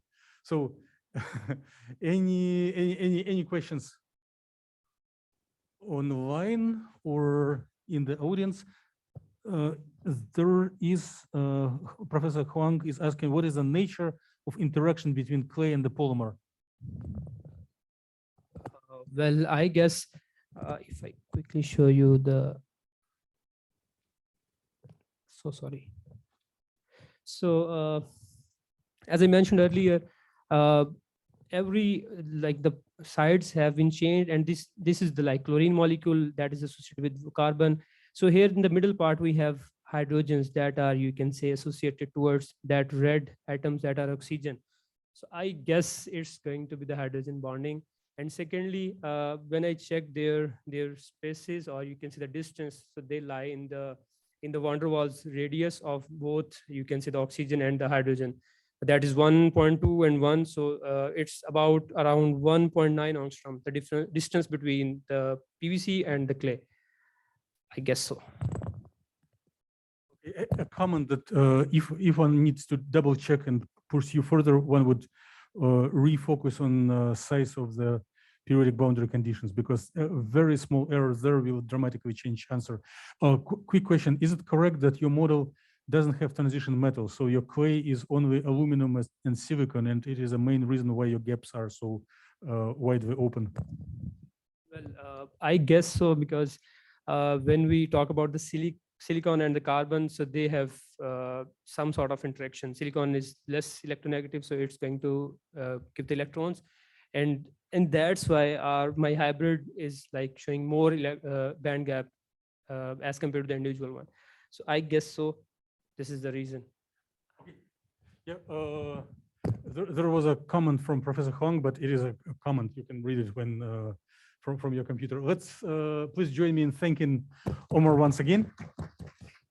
So the next presentation is by Anand Kumar Gupta. So he continues the story about environmental effects. And there is a microphone. Thank you. So if we target 7 p.m., we have 16 minutes for 3 speakers.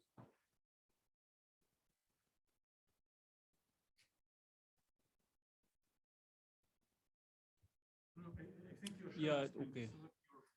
Stop sharing here. No, you don't need to stop sharing. Okay.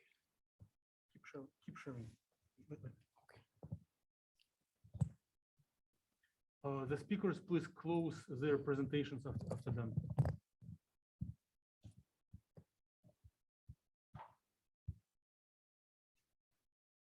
This one, number 9? This one.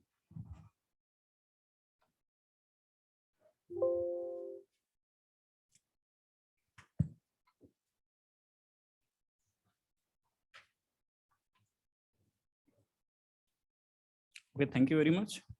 So I am Anand Gupta, and I'm going to present exploring computational chemistry simulations for interfacial interactions between cellulose and iron. Okay, so this is the outline. So why I have chosen this topic? Actually, the world is facing the problem of water pollution, and definitely the next world war is going for water. So in the present world, there are so many problems of heavy metal and like phosphate or nitrate. So I chosen the topic eutrophication and removal of phosphate. So cellulose is the most abundant polysaccharide in the earth, and we can extract it from the plants or any biological material. So I chosen that topic. And okay, so this is our goal.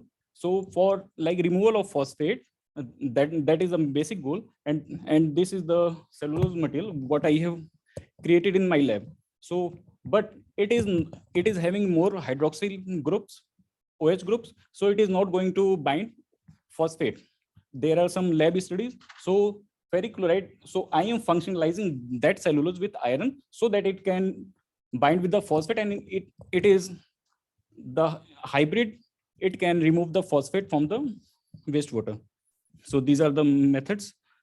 So like I created the DOS files. So the first one is for cellulose, other one is for iron, and the third one is the hybrid. So there is a overlap of energies. So you can see here, this is the absorption spectra. So there is a shift after binding. You can see here it is shifting from this higher absorption of transition energies to lower side. And the next one I have like created for cation and anion, and in upper one is for anions. So there is shift of band gaps from right side to left, and in the lower side in the cations, so there is a shift from right side to the left side. So like it is confirming that there is a charge transfer inside it. So, and this is I have created for the singlet and triplet for all the 3 molecules. So you can see here, there is a shift in the orbital energy with the density of states from right hand side to the left hand side for the singlet, and for the triplet it is also there is a band gap, there is a change. So it is confirming the transfer of energy. And okay, so these are the absorption spectra for the triplet polarized spectra. So it is in the UV range, but here is the hybrid, it is showing the shift in the near infrared region, NIR region. So, and this is for the binding energy. So these I have calculated. So the binding energy -108, and these are the surface modification structures. So that is all about the result and discussion. And like for the results are confirming the basic framework. We can create the hybrid by using the agricultural waste, basically from the like rice husk or like corn stub. So we can create some hybrid so that we can use it for as an adsorbent for the removal of phosphate, and we can solve the problem of water pollution. Thank you. Please join me thanking Anand. Any questions in the audience? Any questions online? I have a quick one. What is the coordination between your iron and oxygens of the cellulose? How many oxygens ions are approaching close to iron? Even if you do not have figure, maybe you remember it from your simulation. It is the ferric +3, so it can bind with the oxygen by removing that OH group. So the OH group, like H, will react with the chlorine, and the iron, it will react with the oxygen. How many oxygens? So it is 3. It is 3. Either 4 or 6 based on the results of Hanmant, like tetrahedral or octahedral. Yeah, it is +3. So probably Fe2O3. So 3 is going to bind to the 2 oxygen. Probably it is 4, but others are not visible. Okay, please, yes. So why you consider triplet state? Technically, iron can be any. You can have for some metal organic complexes where in octahedral configuration, it's known that it's pentate, which is low in energies and triplet state. So why did you choose not just getting through all possible whatever excitations and check which would be low after the ground state? But actually I took this one because experimentally it is proven +3 is like, it is having more affinity towards cellulose. So that's why I chosen it. Yeah. The question is not about oxidation, about magnetization, about the configuration. When you excite, you get in your triplet, but I'm saying technically it is known that iron has a pentate instead of triplet as a next spin state after the ground state. If continue, you should consider higher spin multiplicity. Okay, so let's please join me thanking Anand once again. So we have, yeah, thank you. Presentation number 2 from online. So Sarah, would you like, let me check that you are co-host. So please share screen. Sure. Let's quickly vote. Is anyone really rushing to finish at 7, or plus minus couple of minutes is okay? Who needs to depart literally at 7? No one. Okay. So we'll be flexible. We'll rush, but without too critical. Okay, Sarah, floor is yours. Hello, everyone. I'm Sarah Tolpa. I'm studying PhD in Materials and Nanotechnology. My work will be investigating adsorption of arsenic on sulfur nanoclusters for water purification. So our motivation or the background of our topic is that because in the industry caused water population to increase, specifically caused by arsenic, and until now it can reach 140 million people, around 15 50 countries and 2 million people in the US. It can be formed in different inorganic forms. So, and arsenic +3 format of it has 60 times more toxic than the other forms. So it's really concerned. Not only by drinking water, you can get arsenic poisoning or arsenic effect on your health, but also by eating food that has been watered or grow by water has contaminated by arsenic. Arsenic is very, very risky because it has can cause cancers for skin and other organs. So basically, it's a little bit challenging to absorb arsenic from the water because it has high mobility and also it's neutral form, especially the more toxic form, which is HS3, ASO3, this formula is the more toxic and the more mobile and the more challenged to absorb. So there is an active search for effective material for removing this molecule from water, either by cooking or the material or by just absorbing or filtering. So we're looking for different environments, but here we're gonna explore the fundamentals. So basically here I'm proposing a silver nanocluster. I focused only on the 38-1. We have different nanoclusters formed for us for silver, but here I'm gonna investigate only one form and at room temperature, which is 0 Kelvin, which is DFT level. So here is the setup. I used a spin polarized calculation, DFT calculation in VASP. I used a very large unit cell 25 in a 3-dimensional angstrom to make sure I'm eliminating the interaction between images and get as accurate as possible interaction between silver cluster and the molecules. I'm using ABBE, exchange correlation function, and BW CD potential. And because my cell is really big, I only used one gamma point as a key points. For simulation, only atoms are allowed to relax and unit cell are fixed. So here, I need to check first, I'm picking the correct geometry of my cluster. So here is the AG382 possible models. I geometry optimized both of them. I pick the one with lowest energy to make sure this is the one energetically available in the system or in the nature when I prepare it in the lab. Then I modeled my arsenate in possible ionic states. Here as shown, I made sure I am considering the charge of each molecule, especially the first and third one. Then I started to do the adsorption and geometry optimization. First, I looked at the electronic structure of my silver cluster.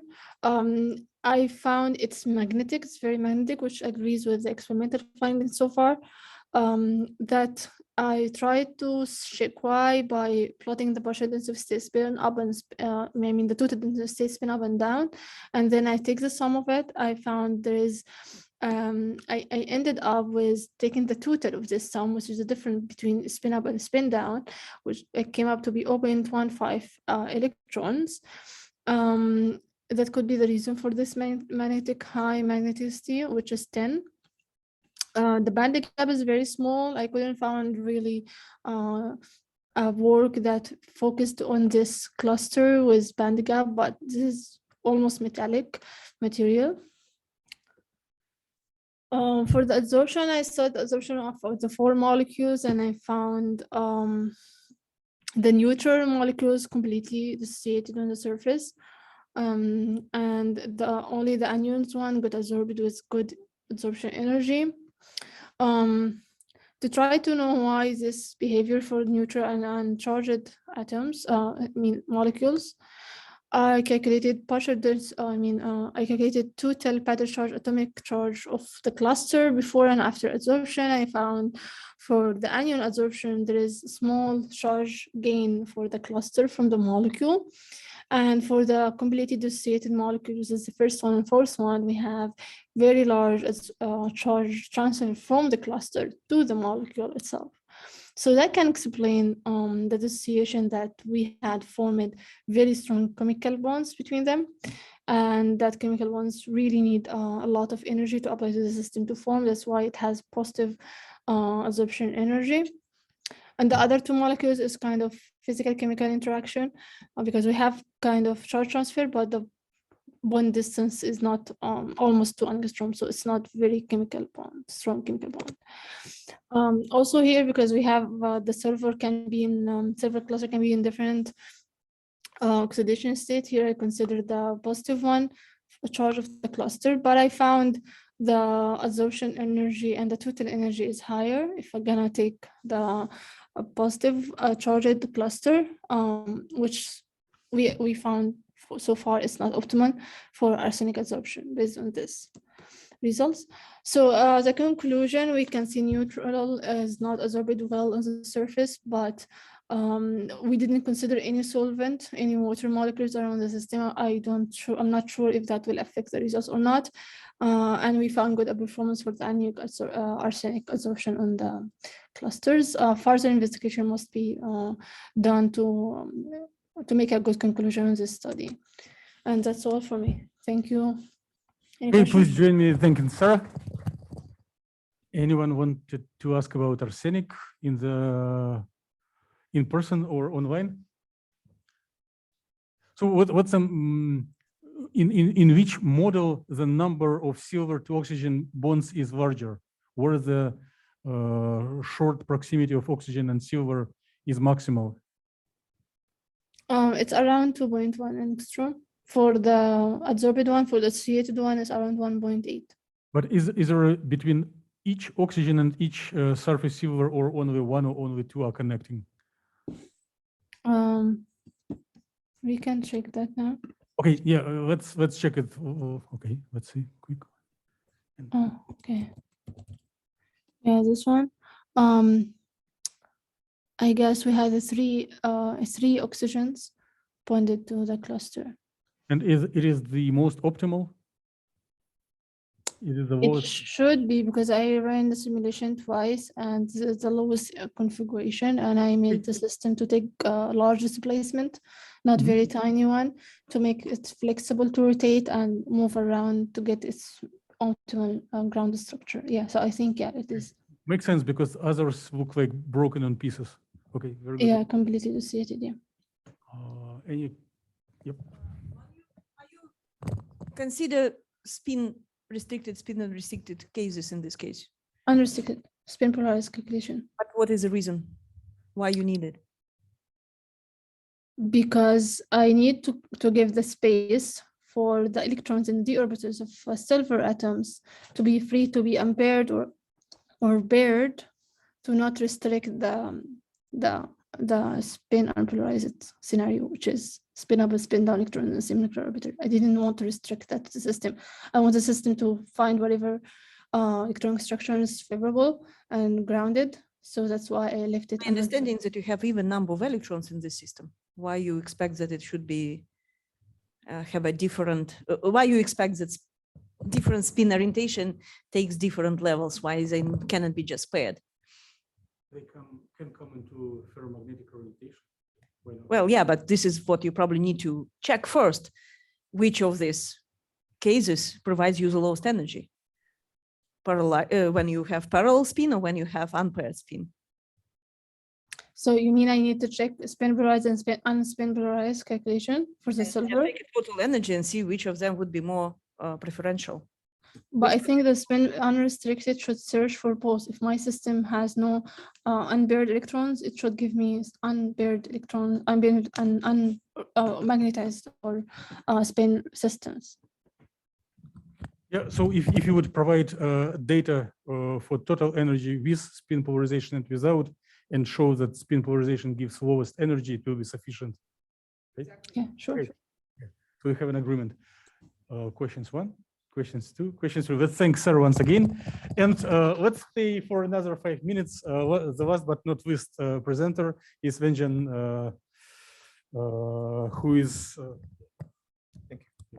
So continue the story started by several previous speakers about clay material making the absorption with biological materials, because they two materials from different natures, from inorganic and from living tissues, have some affinity, and he makes exploring these opportunities.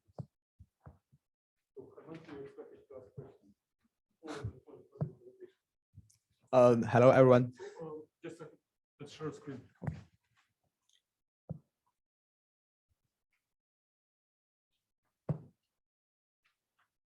Right. I overlooked it.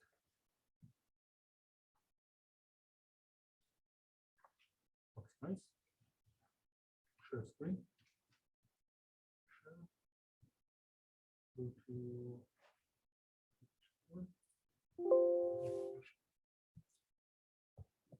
Good evening. Today my topic is interaction between Mount Marilanite clay and aniline. This is the outline, and firstly, let's go to the model part.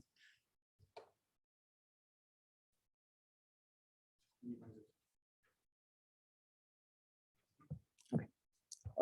So we build three kind of system to investigate the vacuum distance between aniline and clay. In the next box, how the vacuum distance will influence electron structure, electron properties, binding energy, some properties like this.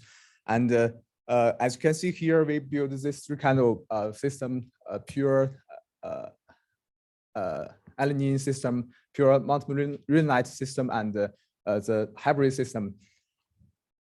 Can you give a little bit more details on your system? So actually, the clay by itself is a layer of materials, right?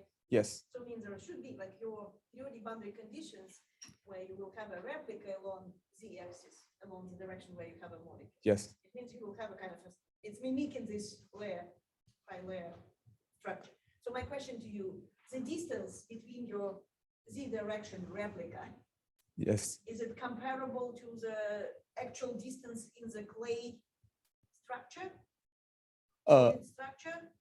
Or it is much bigger, means you already kind of disattach these layers and you have just a single layer structure, kind of more like nanostructure. Yes, that's an issue. Yes. Okay, so it's okay. So means you're not expecting that there is interaction between layers of the clay by itself. The clay interact just with the molecule and the cation. Yes.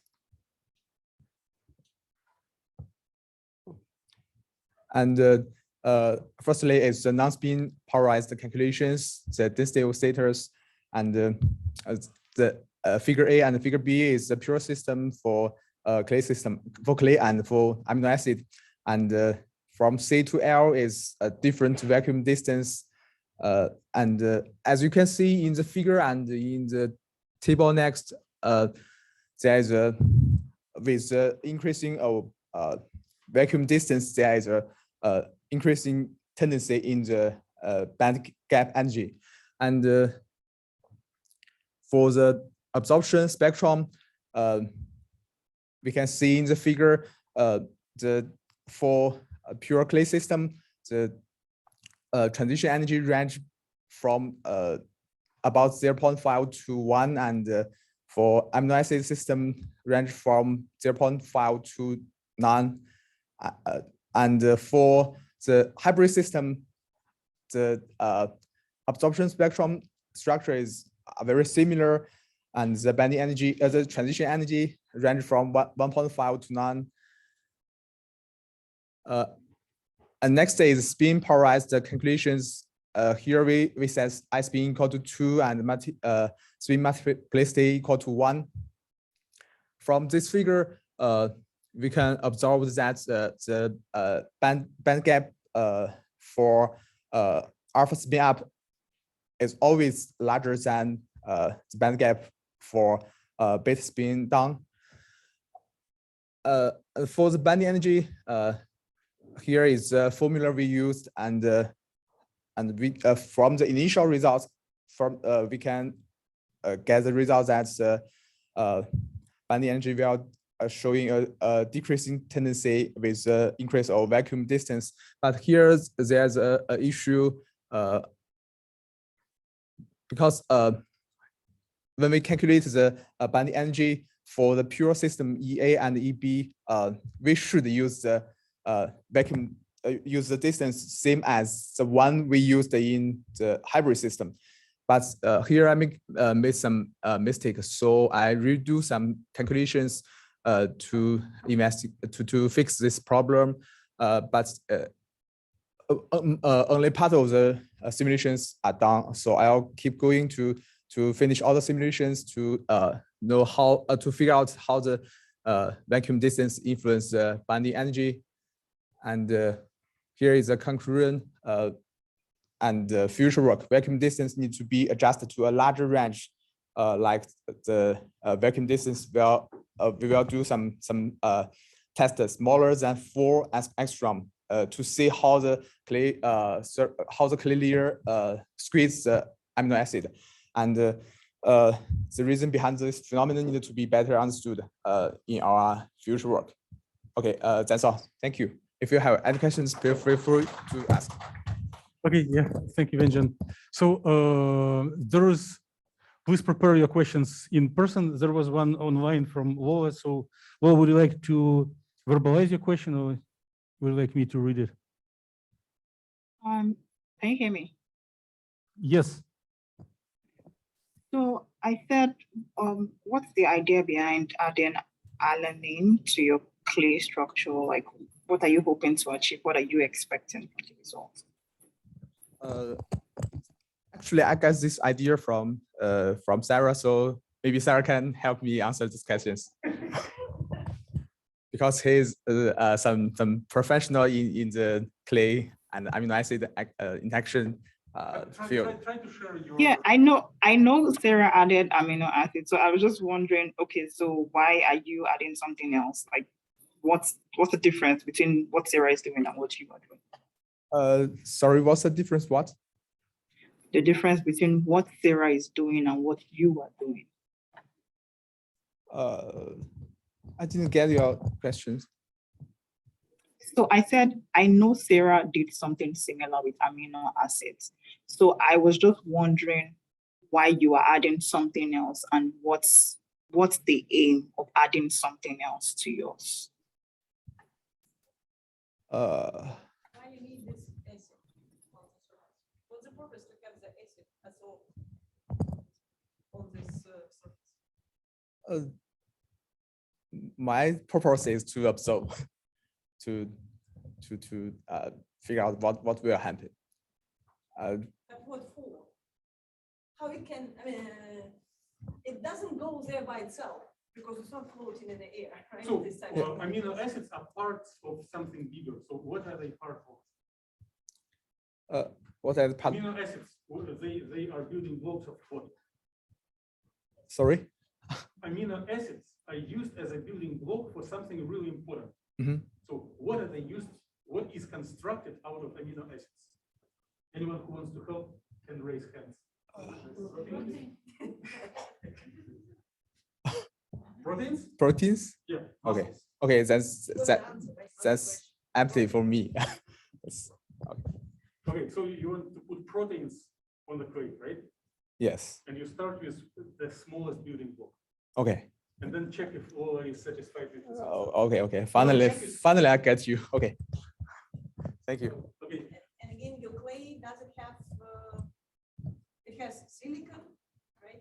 Yes. Atoms, aluminum atoms. Mm-hmm. What else? Oxygen. But Iron. Iron. Yes. Just iron. One iron. One iron per unit cell. Yes. And how many unpaired electrons are best for the iron? For the iron, I don't know. Now you can ask Sarah, and yeah, she can show you. Yes. Iron 2 plus. So it's oxidation, but how many unpaired electrons? You are showing that you select the doublet multiplicity with one unpaired electron. Is it the best for iron, or it likes a little bit more? It should be a little bit more. Okay. Yeah. Iron is in octahedral structure. Yes. For 3 plus it should be 5. For 2 plus it is 2 plus. I don't know. Is it 2 plus or 3 plus? 2. Okay. Okay. So more questions to Benjamin? Just a second, if it is 2 plus and it's hydro structures, then you should not see the difference between spin up and spin down because everything in all 6 electrons, yeah? There are 6 electrons in iron 2 plus. Is it? How many electrons in iron 2 plus? The total number? No, the valence electrons. Well, Okay, I think it should be How many true. d electrons in iron 2 plus? It's 2. Or a little bit more. Okay. Sandra, do you know? In iron 2 plus? Yeah. So it should be 4, I think. 4 or 6? Like if you It's 6, right? Because you remove s electrons, not Yeah, d yeah, electrons. first, yeah, S orbital is going to, yes. So it looks like it's 6 electrons, right? In a d for iron 2 plus. And all 6 just go paired on the low state, right? I mean, or all 3 one low can state in consider how many one paired and then 4 unpaired, which will be likely less. The gap is so favorable. big that it for sure will not really create an unpaired electronic structures. It will be energetically unfavorable because your gap is pretty big. Not my gap. Not yours. The place. Yeah. Okay, man. But you see this discussion, one may want to check different oxidation and different number of unpaired electrons, and it may change all results. Okay, got you. Okay. Thank you. More questions to Benjamin? More questions 1? More questions 2? More questions 3? Okay, let's please join me in thanking Benjamin and all presenters and all participants for the discussion. So I'm going to ask everyone to leave the evaluation forms here. So I will just briefly look on them and hope that there will be very positive evaluations that will provide justification to give pleasant grades, right? So I hope that skills and in both theory, practical calculations, and scientific communications will be some baggage that you can take with you in your other classes and research projects. And with this, I would like to announce completion of the CHEM676/476 class of 2002, and you all are promoted to the rank of computational chemists. Okay, thank you. So class is done. Everyone is welcome to disconnect. It was a great pleasure working with you through this semester. And special thanks for evaluators and special guests who came to this meeting.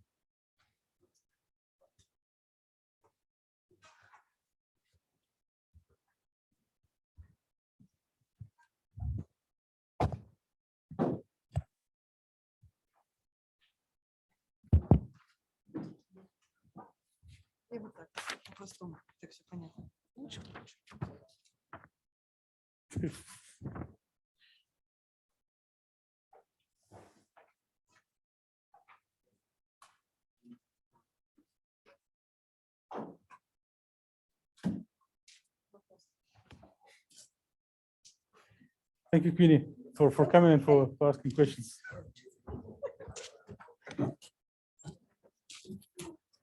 Yeah.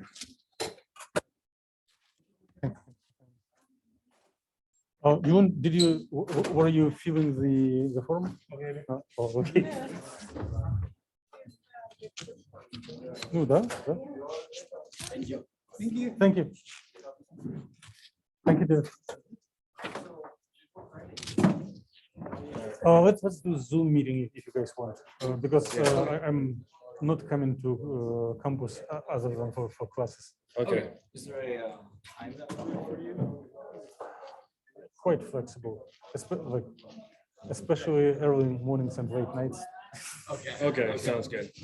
I'll send you an email with like a few times. Maybe we can Oh set yes, up, yes, like, yes. next week I'm interested. or later this week, maybe. Mhm. Okay. Thank you.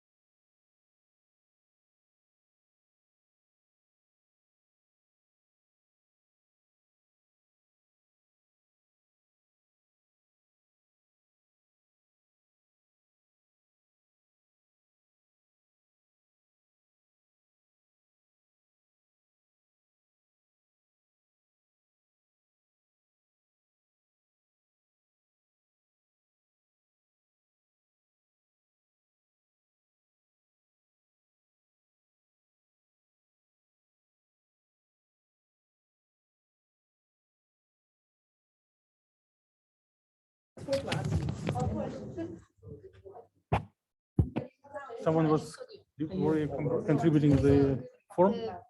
No? So if you have time, you can also start. Form? No? Right now? No, okay. Okay, I'll be there within 5 minutes.